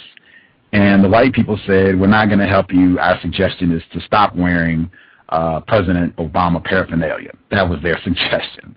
And she's just like, this is ridiculous. I'm still going to wear my button, and I don't think I should have to be in fear of wearing a button for, presidential candidate. Anyway, different day. This continues. There's still all this racial tension, quote unquote, white people being racist. And this big white person, again, she's like 5 feet tall, maybe 100 pounds. Large white male, suspected white supremacist, confronts her, gets hostile, and she's like, I can't fight you. I mean, this is ridiculous. I'm going to get out of here. And in fact, I'm going to call to see if I can get someone to escort me home because I don't feel safe. So She calls and asks for a black male to meet her. She's got to take the train to get back home from the school. She calls and asks for a black male to meet her at the train stop so that she can, just get an escort home. I guess the word gets out. White people are excellent with communication. Word gets out to a lot of white people, and they're like, it's going down at the train station, race war, yeah. And so all these white people go to the train station. And I thought this was great. The guest on System of White program, he pointed out that this school is in a white neighborhood. None of these white people had any reason to be at the train station. They were not there to catch the train. They were there for conflict. The black people had to be at the train station. They were trying to get home. The school was not in their neighborhood. They had to, this is where they needed to be to exit. So this black female, she goes to the train station, is in a vehicle with her escort to go home. And all these white people are there milling around. Of course, conflict jumps off. The end result, white person gets a black eye and is laid out on the ground by an unknown black male who apparently bopped him. Don't know who this black male is. Anyway, enforcement officials are called. The only person who ends up getting charged is the black female who was sitting in a vehicle, didn't throw a punch, didn't hit anybody, sitting in a vehicle waiting to go home. She's the only person that gets charged. This crazy incident of racism, white supremacy, this case is ongoing. I actually spoke with the black female in this incident today, and she will be coming on the cows later on. There's more to the story, real interesting, but I guess that would be a further illustration of why I do this work, why I think it's important to do this work, just the conditions that non-white people have to exist under. I find them repugnant and unacceptable, and I feel like as long as this is the case, we should be doing everything that we can to replace white supremacy with justice. I would not want my children to have to go through that. I personally do not want to go through that, and I find it nauseating and disgusting to even think that this could be continuing 10 years from now, 20 years from now, even a week from now is just disgusting, and that's why I think we should be doing everything we can to replace white supremacy with justice as soon as possible. But those are the two things I wanted to share. If anybody else, did you all have comments or feedback or anything you wanted to share if you've seen anything racism, white supremacy related?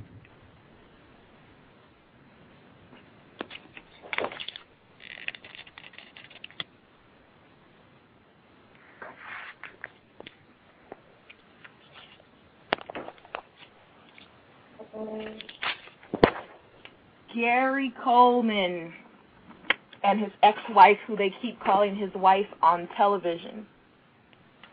Did you all hear that she hired photographers to come into the hospital room and take pictures of him on his deathbed? I was watching, I don't know if it was Entertainment Tonight or something that was on late last night, and they sat down with Todd Bridges, and it was Todd Bridges and a black male interviewer, a reporter, and he was asking him, had he heard about the pictures? And he said, yes, I have. And he said, would you like to see the pictures? And Todd Bridges said, yes, show me the pictures, because it's on the Globe I believe it's the Globe magazine. I suppose it's in the store right now. So he looked at it. He said, I'm just disgusted. And they said, who do you think sold the pictures to the tabloid? He said, it's obvious who did it. Look at whose face is in the picture. And it's a picture of his red-headed white ex-wife cheesing, posing next to him in the picture, and they blurted out of respect to him. She claims to love him, but she didn't even have that much respect for him.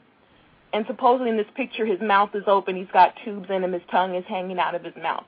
She claims that she loved him, which I can't figure out how you love somebody, but you don't do anything to help them when they're lying in a pool of blood because you're scared. I couldn't figure out why he still had her living with him if they were divorced, but she's contesting that she should be entitled to all of his estate in his will, even though they were divorced. And it just seems like a thing of a white female taken advantage of a black male. I don't know how she was able to still remain in the house and stay with him after the divorce, but it's extremely opportunistic. And I got so pissed off watching it. I was just so heated. Just no respect whatsoever. That's not the way you treat somebody that you love and who provided a home for you to live in, even after you were divorced. I watched it to the same episode, I think, and there was, right after she talked about her entitlement to whatever property he has or investment, she said, it's not like we had anything, we weren't living, extra rich and so forth. So that was interesting too, just why would you contradict the information? But and there was another white female in the picture as well who he had befriended some years ago, and he appointed her as the president of his company to run all of his affairs because he trusted her implicitly. And when he married the white woman that he married, she felt threatened by their friendship, so she pressured him to remove that woman from the picture because I suppose it was a threat to her interest in being able to control him. And it just, I just think about it, it all goes back, the irony of him being in the situation where a white person is fighting to get all of his assets, exploiting him before his death and afterward, and that we came to know him through a program on television where a rich white man supposedly rescues two black children, from being, in the system and adopts them into some rich life, and then to look at how this all turned out. Man.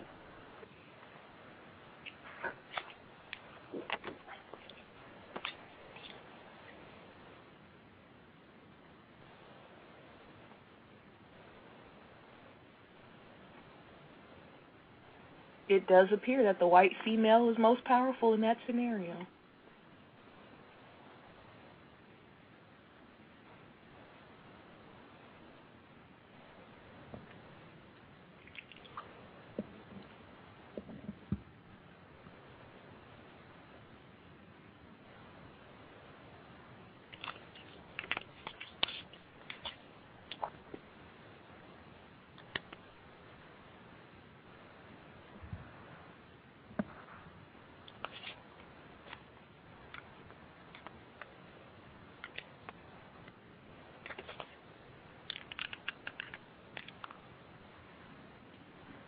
I think that speaks to the confusion non-white people have about racism, white supremacy again, because I've seen video of Gary Coleman complaining about white people and complaining about racism, white supremacy, but still that sexual intercourse with a white person, very prevalent. I think if we were a bit more informed, I think we would be much more methodical, much more particular about hanging out with white people, especially having sex with white people. I think our conduct would improve dramatically, and I think it would take a lot of stress and tension out of our lives that those white women, and just white people, period, having sex with white people frequently brings, whether it's Tiger Woods, Gary Coleman, O.J. Simpson, long list. Marcus Dixon, long list. Just hasn't done well for us. I think we should let that go.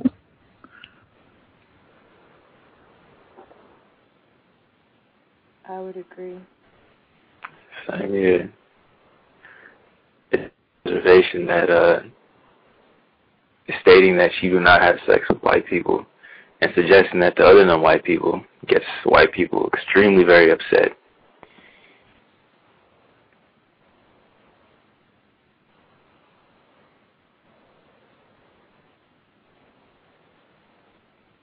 I mentioned that you should be skeptical of what white people like and also pay attention to what they dislike. Or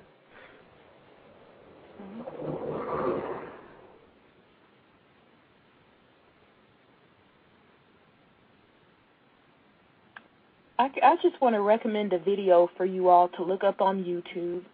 if you get a chance. I believe it's called Anti-Interracial Tribute or something like that.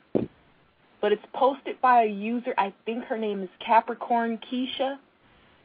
Now, it's an example of the kind of confusion, and you can see white supremacy practiced in the video as well. The video is basically of a young black female who I think is about 19. Some people have said her mental capacity is questionable. I don't know, but that's what they said. But the man in the video with her is an older white man. I'd say he's probably in his mid to late 40s, I'd imagine, if not 50s, who had a presence on YouTube. He would go around offering flatteries to black women, calling them goddess, gorgeous, this and that. He was always abusive toward black males and any black female who saw through his game and didn't want to play with him. He became very abusive, condescending. Well, he makes this video, and it's supposed to be, to bait people in. The two of them are in bed together with a sheet over them. It looks like it's in a dorm room of some sort. And in it, he's supposed to be taunting, I guess, black males, that he's in the bed. He can have this black female if he wants to. And then he raised his fist like power to the people, but, shout out to all my homies. And it's just like ridiculous to me that there were so many black females who are currently pushing this get a white man propaganda who came to the defense of that. And it was obvious that something is very wrong. For one, if it was supposed to show love, like people said, why couldn't you have a video of you two having the same conversation sitting in a restaurant? Or you giving her flowers instead of in the bed half naked behind a sheet, posted for everyone in the world to see through YouTube. Like they didn't see the degradation in it, and they were just, defending the so-called right to choose who you want and to love, even though there was no love at all, exhibited in that video. It was very disrespectful. But I think it's an excellent example of how sex and white supremacy, racism, white supremacy work hand in hand. But it's called anti-interracial.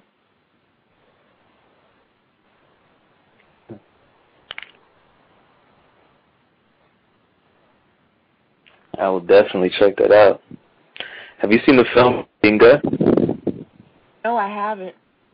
I'd strongly recommend that film. Is it Mandinga or Mandingo? With an A on the end. Okay. Do you know where I can find it, like to watch it online? I watched it on YouTube. They had it, the full-length film on YouTube. Okay, thank you. Does anyone know where I can see a Feast for All Saints in full length? No, what's that title? I think it's Feast for All Saints or Feast of All Saints with Jennifer Beal. And I think from the clips I've seen of it, a lot of it takes place at like the Quadroon Balls in, I think it's New Orleans?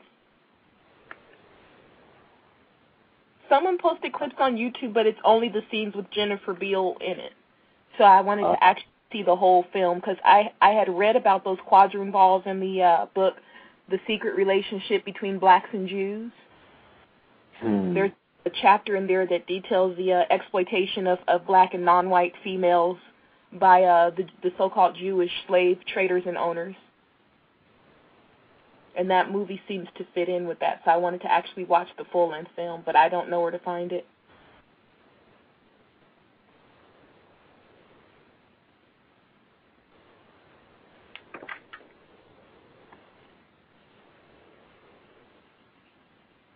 I'll see if I can find that, and if I do, I'll contact you through your blog.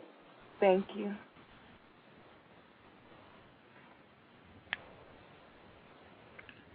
Mr. Nero recommended that film as well. I don't know any sources where it's online or available, but other victims have also said that's a good one to watch to pick out racism, white supremacy.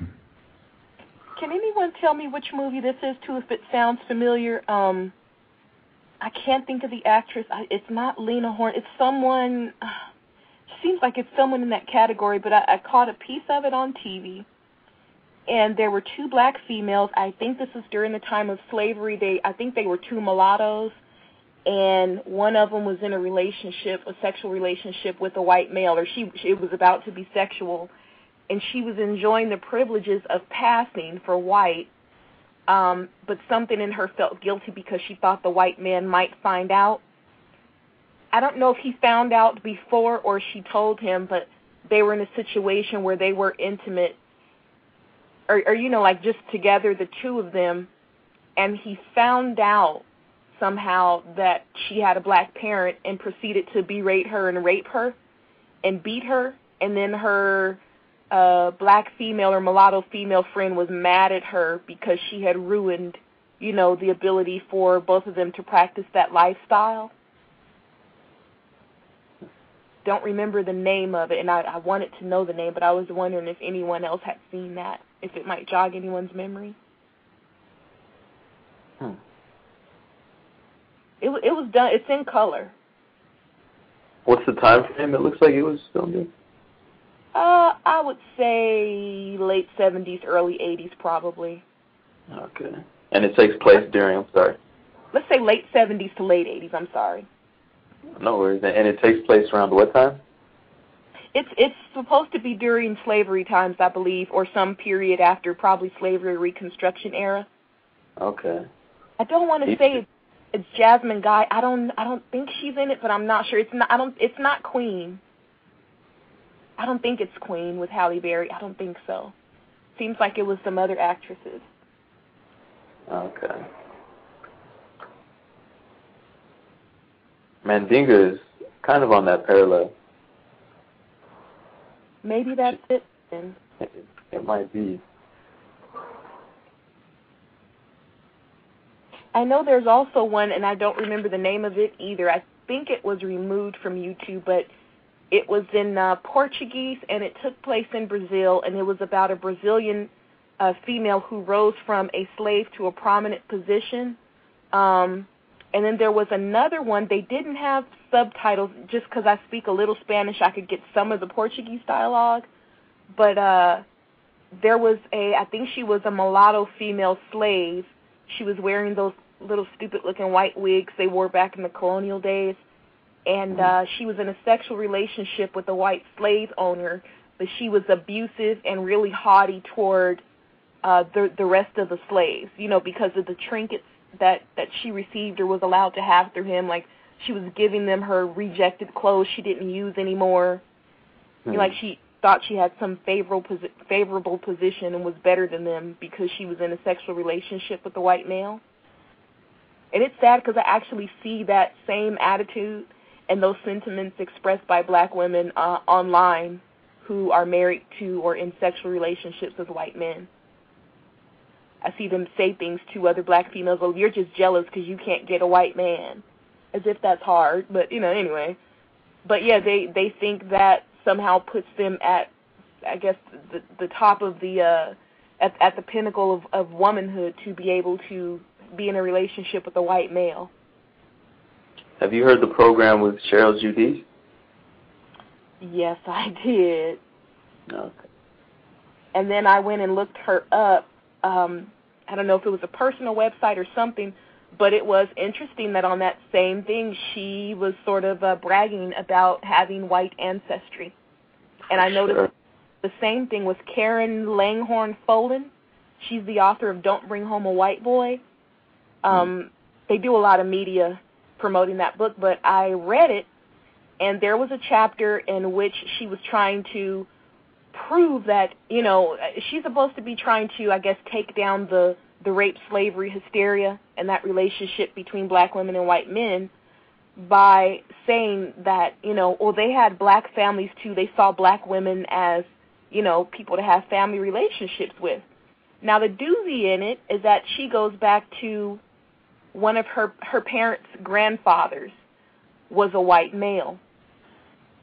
But in trying to, justify it and make it seem like they had normal family relations, to me, she actually did the opposite. Basically, the grandfather would come and visit his black family, but she admits in the book he had two families, one black and one white, and he kept them in separate counties so never the twain would meet.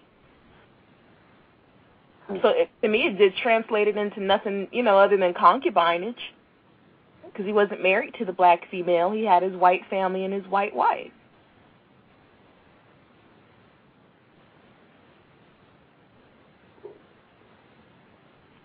But that's supposed to be conditioning black women to think of that time as a less, not as oppressive as we would normally think about it, because, they did have black families they would come visit and give money to.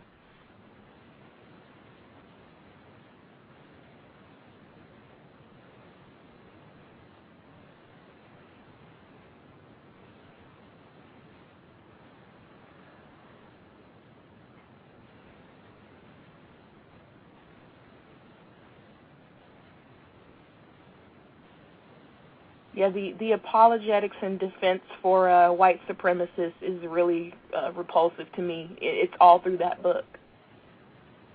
And she's constantly throwing black people, black men in the black community under the bus in order to, present the white supremacist male as not being that bad or among a pool of equally oppressive black males and males all over the world.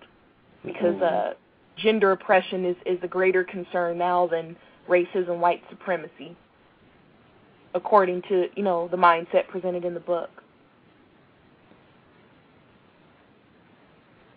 I've heard white people promote that a lot recently with homosexuality, where people identify as gay or lesbian are most mistreated. Yep. And the funny thing is, if you look at Washington, I remember it was on The View, there were 2 homosexual white males on the show, and they had come on to expose the hypocrisy in Washington, D.C. They were upset because there were legislators and people in the Senate, Congress, different positions, who would actually vote against the so-called gay rights and things on the bill for homosexuals. And they felt it was hypocrisy because they say Washington, D.C., or at least the areas around the Capitol, are some of the most homosexual places in the United States because it's full of people who engage in homosexual behavior. We've even heard some of the scandals about these white politicians engaging in such acts with underage pages and assistants of the same sex. So it definitely goes on there, too. That's why, to me, I don't agree with anybody being physically harmed or beat because of sexual orientation, and abuse. In my area, a couple of years ago, somebody was murdered because he engaged in homosexual behavior, was gay. And, I don't advocate that at all. I don't think anybody should be mistreated or abused, but I don't see the levels of mistreatment and oppression because of sexuality at all on the same scale that I see it based on not being white. Not at all. A lot of the people even practicing racism, white supremacy, are involved in homosexual behavior as well. I just think of Shirley Q. Licker. It's a white male comedian who is a homosexual, and he dresses literally in blackface, kind of like a white man doing Medea. And he makes up this stereotypical character of Shirley Q. Licker, who has 19 children, collects welfare. He desecrated, not that I celebrate it, but still he made Kwanzaa about going out and getting malt liquors. He does songs. He was out in L.A. I think they had 1,000 people show up at either the Laugh Factory or Comedy Club to watch him. Wearing pink wigs, super bright lipstick, all in blackface. And someone tried to excuse that, saying, oh, well, he was raised by a black female. He can't be racist. Plus, he's gay. He can't be racist. As if they excluded each other.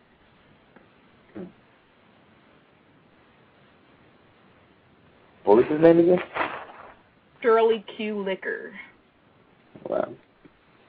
Go find the videos on YouTube. And you'll also find on YouTube anything that deals with racism or has the N-word in it. Anything racially charged, those are the things that are going to have 80,000 to 100,000 to 1 million or more hits. It seems like people really enjoy it.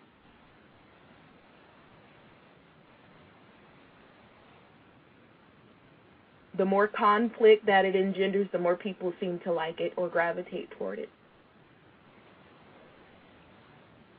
And you'll find the comments to be very unconstructive as well. You usually find people going back and forth with a lot of name calling.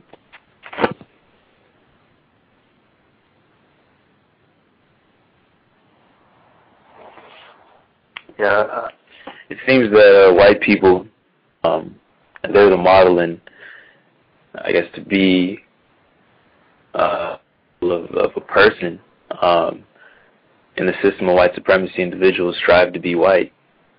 I think Frantz Fanon even said the more like a French person, a black person can speak, the more human they become. And in often the case, black people would try to speak more with the stronger French accent than even white people from France. So all the homosexual behavior, or just the violent behavior of white people, it seems that non-white people pick that up, internalize it, and we start behaving in that fashion. Yeah, just look at the toys and movies marketed to children. It's violence, at least to male children. The movies that are out, violence. You got movies like 300.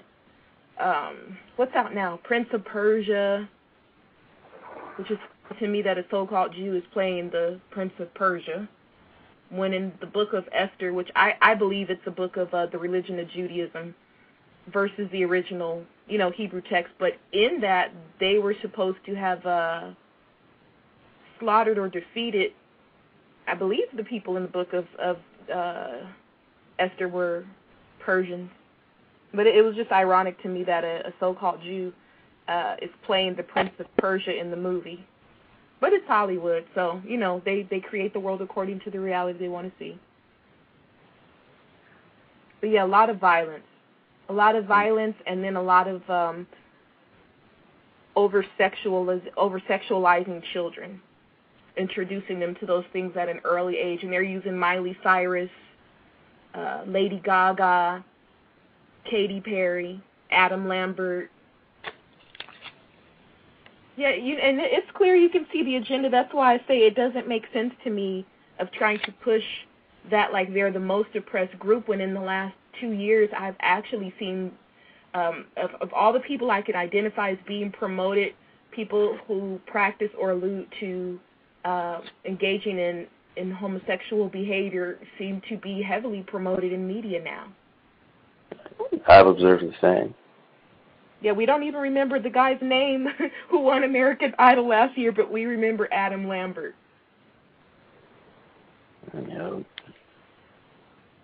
He was actually on Barbara Walters' top 10 most interesting people this year, he and Lady Gaga. And Larry King did a 1-hour interview with her a couple of weeks ago, and the day before I'd actually seen on MTV another hour-long interview with her. And they definitely do a lot of, they spend a lot of time talking about gays, transsexuals, all the different categories that come under that.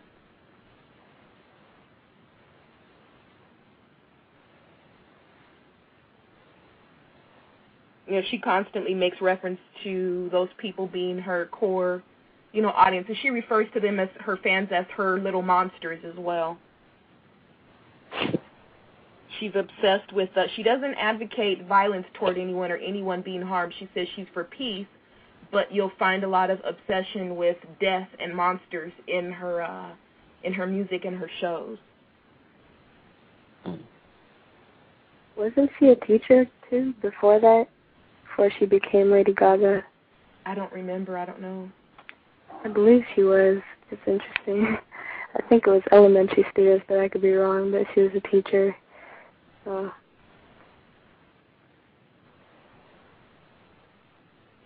And as well, they're pushing for the right of people that engage in homosexual behavior to adopt children as well.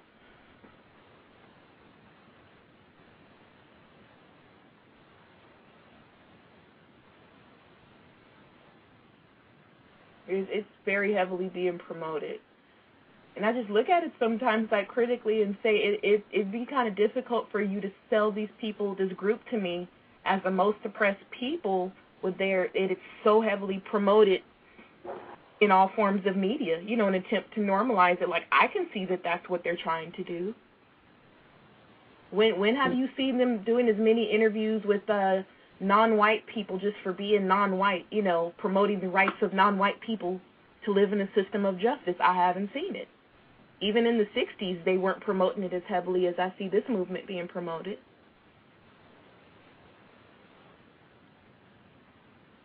Which should let the person that's aware know it's not for our benefit or for the benefit of the culture and society as a whole.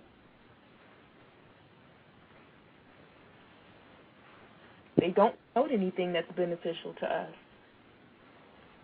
From the food we eat to the music that they play to the drugs that they're pushing for children to be on. You open up Essence magazine this month, there's an ad in there now. This is 2 issues in a row for Gardasil. The picture has 2 black children, a boy and a girl, and it's advising you to give both your son and your daughter Gardasil to prevent them from getting, what is that, HPV virus, the human papilloma virus? Which when I was growing up, I never had a problem with that. I say if children aren't engaged in sexual activity, why do they need a vaccination against a virus like that? I used to work in healthcare, and I remember in the rules, because certain benefits have rules and limitations, that they had okayed Gardasil for girls as young as 9 years old, and it would be covered by your insurance policy.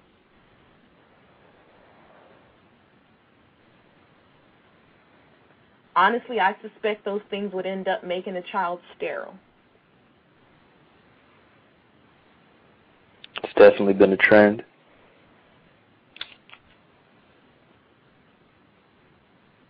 Yeah, it's a heavy assault even when you read magazines like Essence, which I'm aware now has been purchased by, they're owned by Time Magazine. Time Magazine is not black owned. And I'm noticing the coverage change, at least in the last, not this month's issue with Jada Pinkett Smith, but the one before with Taraji Henson on the cover. I was just really disgusted reading that issue, because if you wanted a viewpoint of black love or black male-female relationships, that issue was dismal. If you go to Essence's website, there's a section called like Wedded Bliss or Bridal Bliss, where it's all these beautiful pictures and stories of couples, how they met, their wedding pictures and all that. Yet in the magazine, everything that you saw focused on relationships between black males and females was a sad ending or a horror story. They had black females who get with black men with money, basically they're gold diggers, and then wonder why the men don't want to marry them. Then there's the story of Veronica Chambers, who's married to a white male, but she wears a T-shirt that says, "I'm her mother, not her nanny," because people are always mistaking her for her non-white daughter's nanny because she's black. Then there's the story of Sean Bell's widow, Sean Bell, who was shot about 40 or 50 times by the police, and they acquitted the white police officers who murdered him. Then there was another story of a couple happily in love. They were going to get married, but somebody murdered them. So again, black love can't win. And then when they did a focus on the family, there was a black female lesbian couple featured who had adopted children, as well as 2 homosexual black males who were supposed to be married and had also adopted children. So basically that was the whole viewpoint of what black relationships have come to in that issue of Essence magazine. I was pretty doggone disappointed.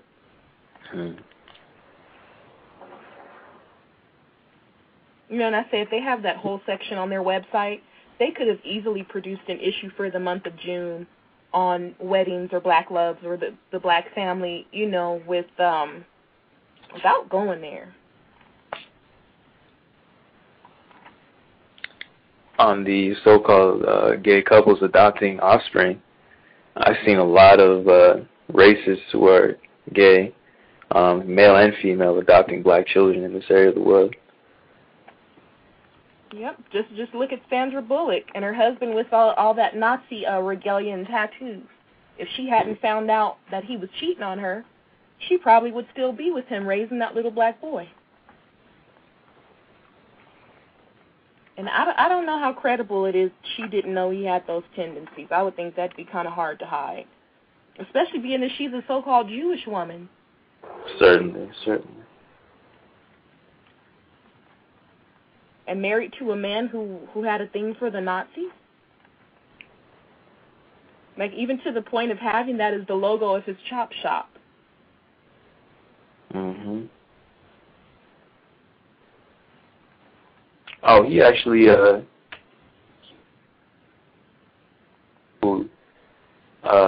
where I grew up.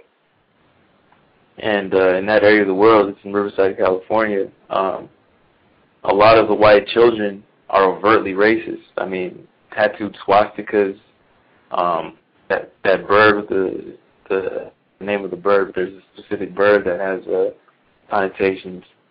And quite often there would be race rumbles where you'd have the white students fighting the non-white students. You'd have the white people aligned with the non-white group, but it would never be black people, which is interesting. Yeah, I think it's that buffer class element.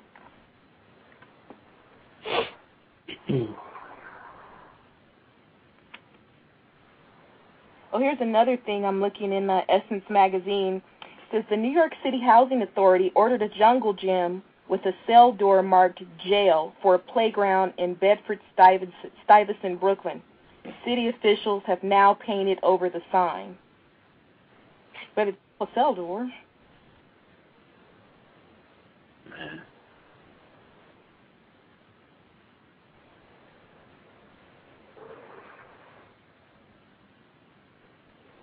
Here's something that might be constructive. It says, frustrated by endless meetings about youth violence, radio host Michael Basin realized what at-risk kids needed are role models. He has initiated the 1 Million Mentors, a 70-plus city tour in search of volunteers. Learn more at 1millionmentors.com.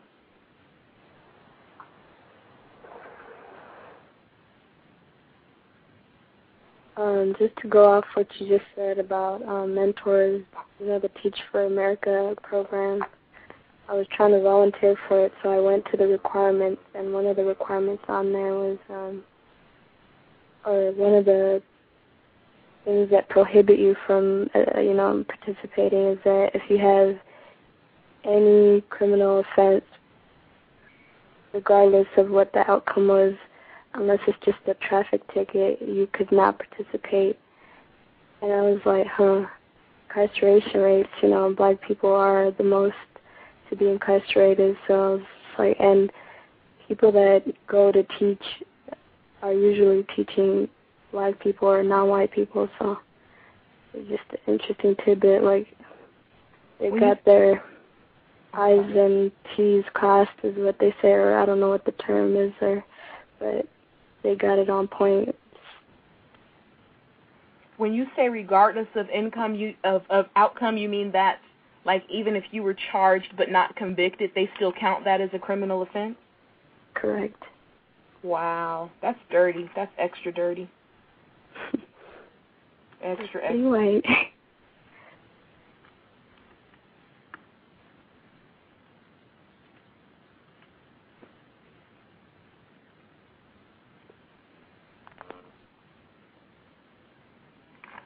They are very codified in the way they do things, because they know who would tend to have the most convictions, or have been harassed more so than anybody else in the legal system. But then that would serve for non-white children to get a bunch of mentors who are most likely going to be white people, and again, that's that white savior element, that psychological trick. Make you see white people as being the ones who rescue you, who do everything. White people were the first to arrive in Haiti. White people run the volunteer organizations for you to go to Africa and volunteer to help your own people.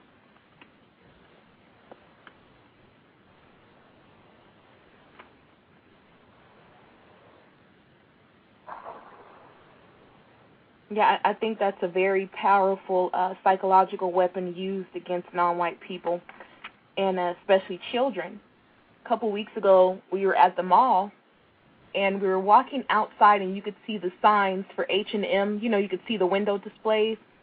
And what struck me was every single gargantuan poster of all the models in every picture. Everyone was white and blonde and on the beach. And I just started to think, how healthy would it be for the psyche of a black child to be in a country where, you know, when you go to a store like that, you're not bombarded with images of happiness always being white people or beauty being white people. Even in their free magazine they give out, I can't remember how many pages, but there were tons of images of people. I only counted 3 non-white people in the magazine. You know, and when you see that and you notice the absence of someone that looks like you, that's a very powerful message about what's acceptable, what's normal, what's good, what's respected, and what's beautiful.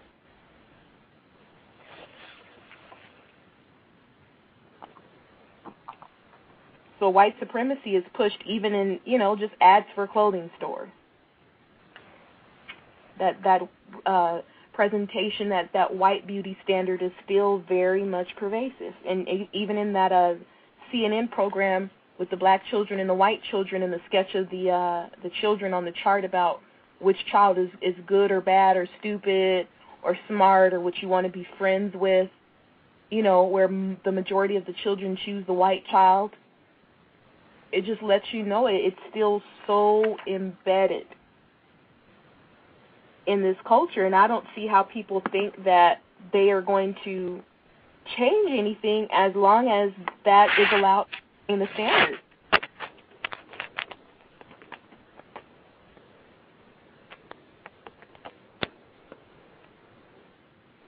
Oh, as well, I one more thing, I know I'm talking a lot here, but one more thing I noticed, the World Cup in South Africa.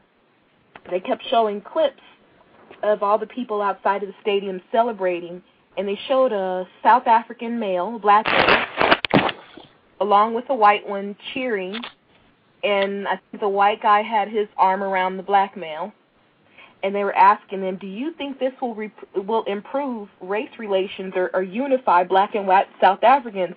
And they both are like, yeah. And I'm thinking, how is a sports game going to improve relations when it's not ending the system of white supremacy? Like, we just get sidetracked by things like that and don't see the bigger picture.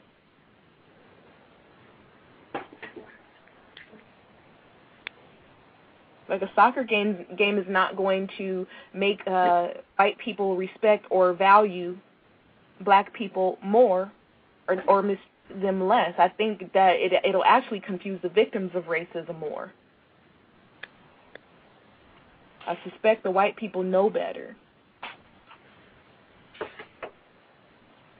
What's that movie that just came out before the soccer tournament about how soccer brought people in South Africa together? I forgot the name, but I have it. I have the bootleg. I don't remember the name, but Morgan Freeman plays Nelson Mandela. Mm-hmm.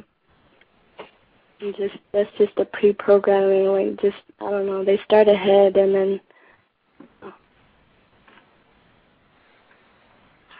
tell you what you need to think, and then that's probably why they said, yeah, especially the black male. I don't think the white male is being truthful, but I think the black male is just programmed and wants to think that white people like them. It's called Invictus, the movie. What is it? Invictus, Invictus, Invictus. Mm-hmm. Yeah, okay.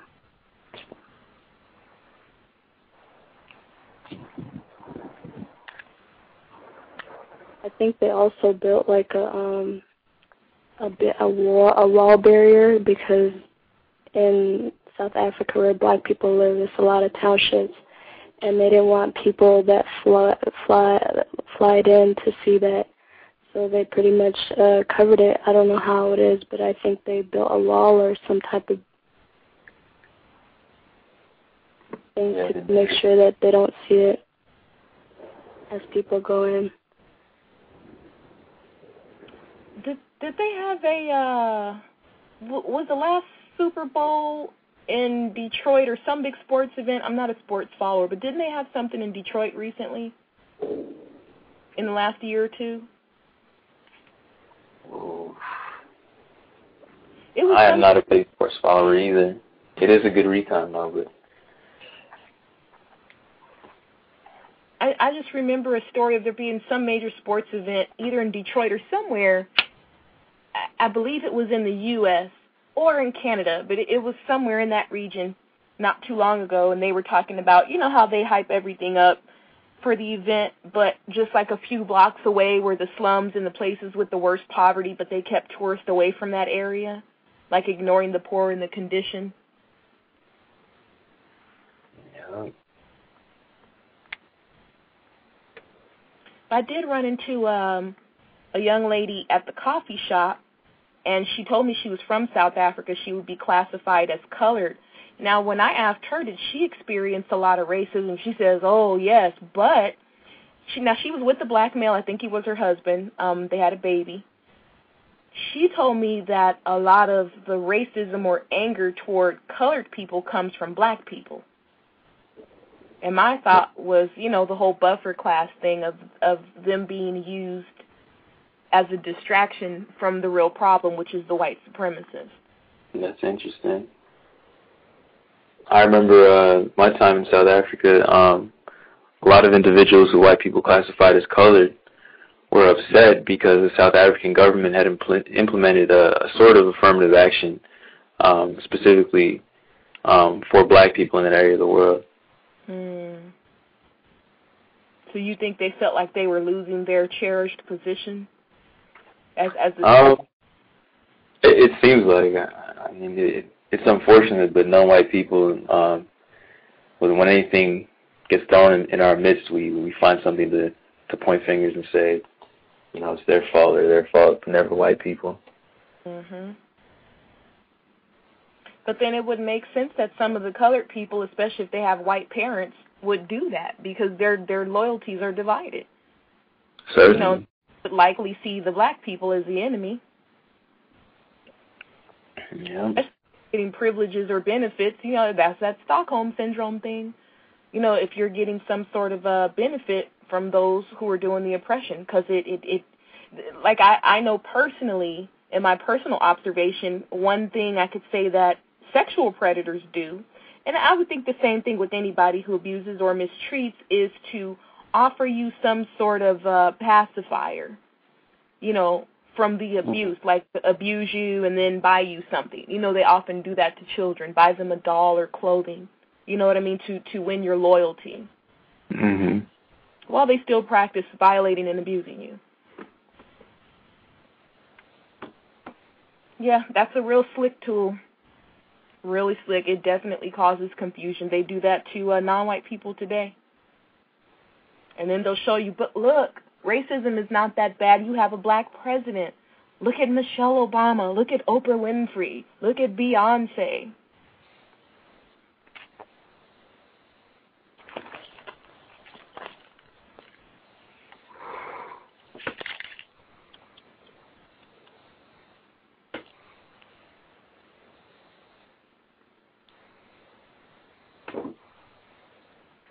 But I really am grateful for the C.O.W.S program, and Gus, you doing interviews with Neely Fuller and Dr. Francis Cress-Welsing, as well as a lot of the other people. It really has helped me to see things more clearly, and to be less confused and catch things a lot faster because of the information that's been shared on the show. It's been very beneficial to me. Mm-hmm. I'll try to share it with the rest of the hard heads. I'm going to start leaving random CDs places. If we can get the show to Spanish, oh man, I'll be out on the street. Mira, amiga, take this. Escúchalo. Needed, for sure. Replace white supremacy with justice as soon as possible.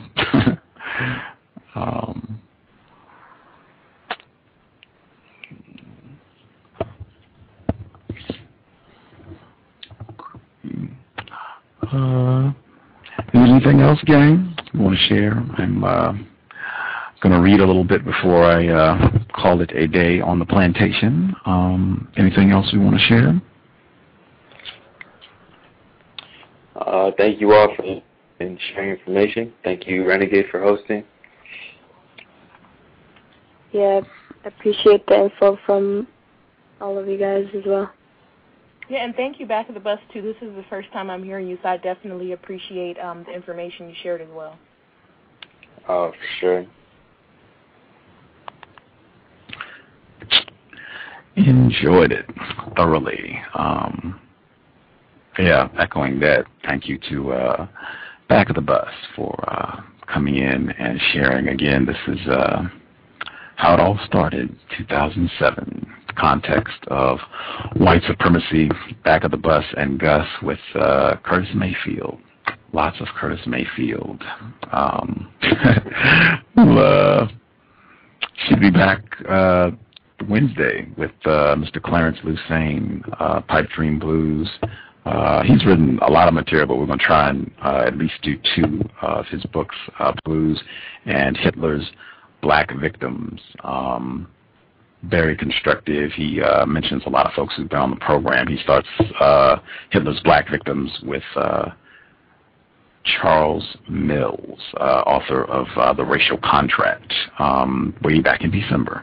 Pipe Dream Blues is fantastic. As I mentioned, I believe, earlier on the program, the previous broadcast, in that book, he talks about how the so-called drug war is just a total assault on black people, and in every way possible, even the so-called tests that they use to see if you have any illegal substances in your system. Even those tests are skewed so that black people are more likely to test positive.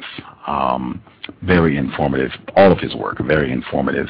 And Black Male, looking forward to the program on Wednesday. The black female that I mentioned earlier, in Philadelphia, the whole skirmish with white folks. That program, I suspect it'll be sometime later this week. Still trying to get a date nailed down. But, yeah, thank everybody for tuning in and calling. And I will give Back of the Bus the last words. If you have anything you want to promote or add, and we'll go out to Little Curtis. But Back of the Bus. Definitely share the cows and spread the word.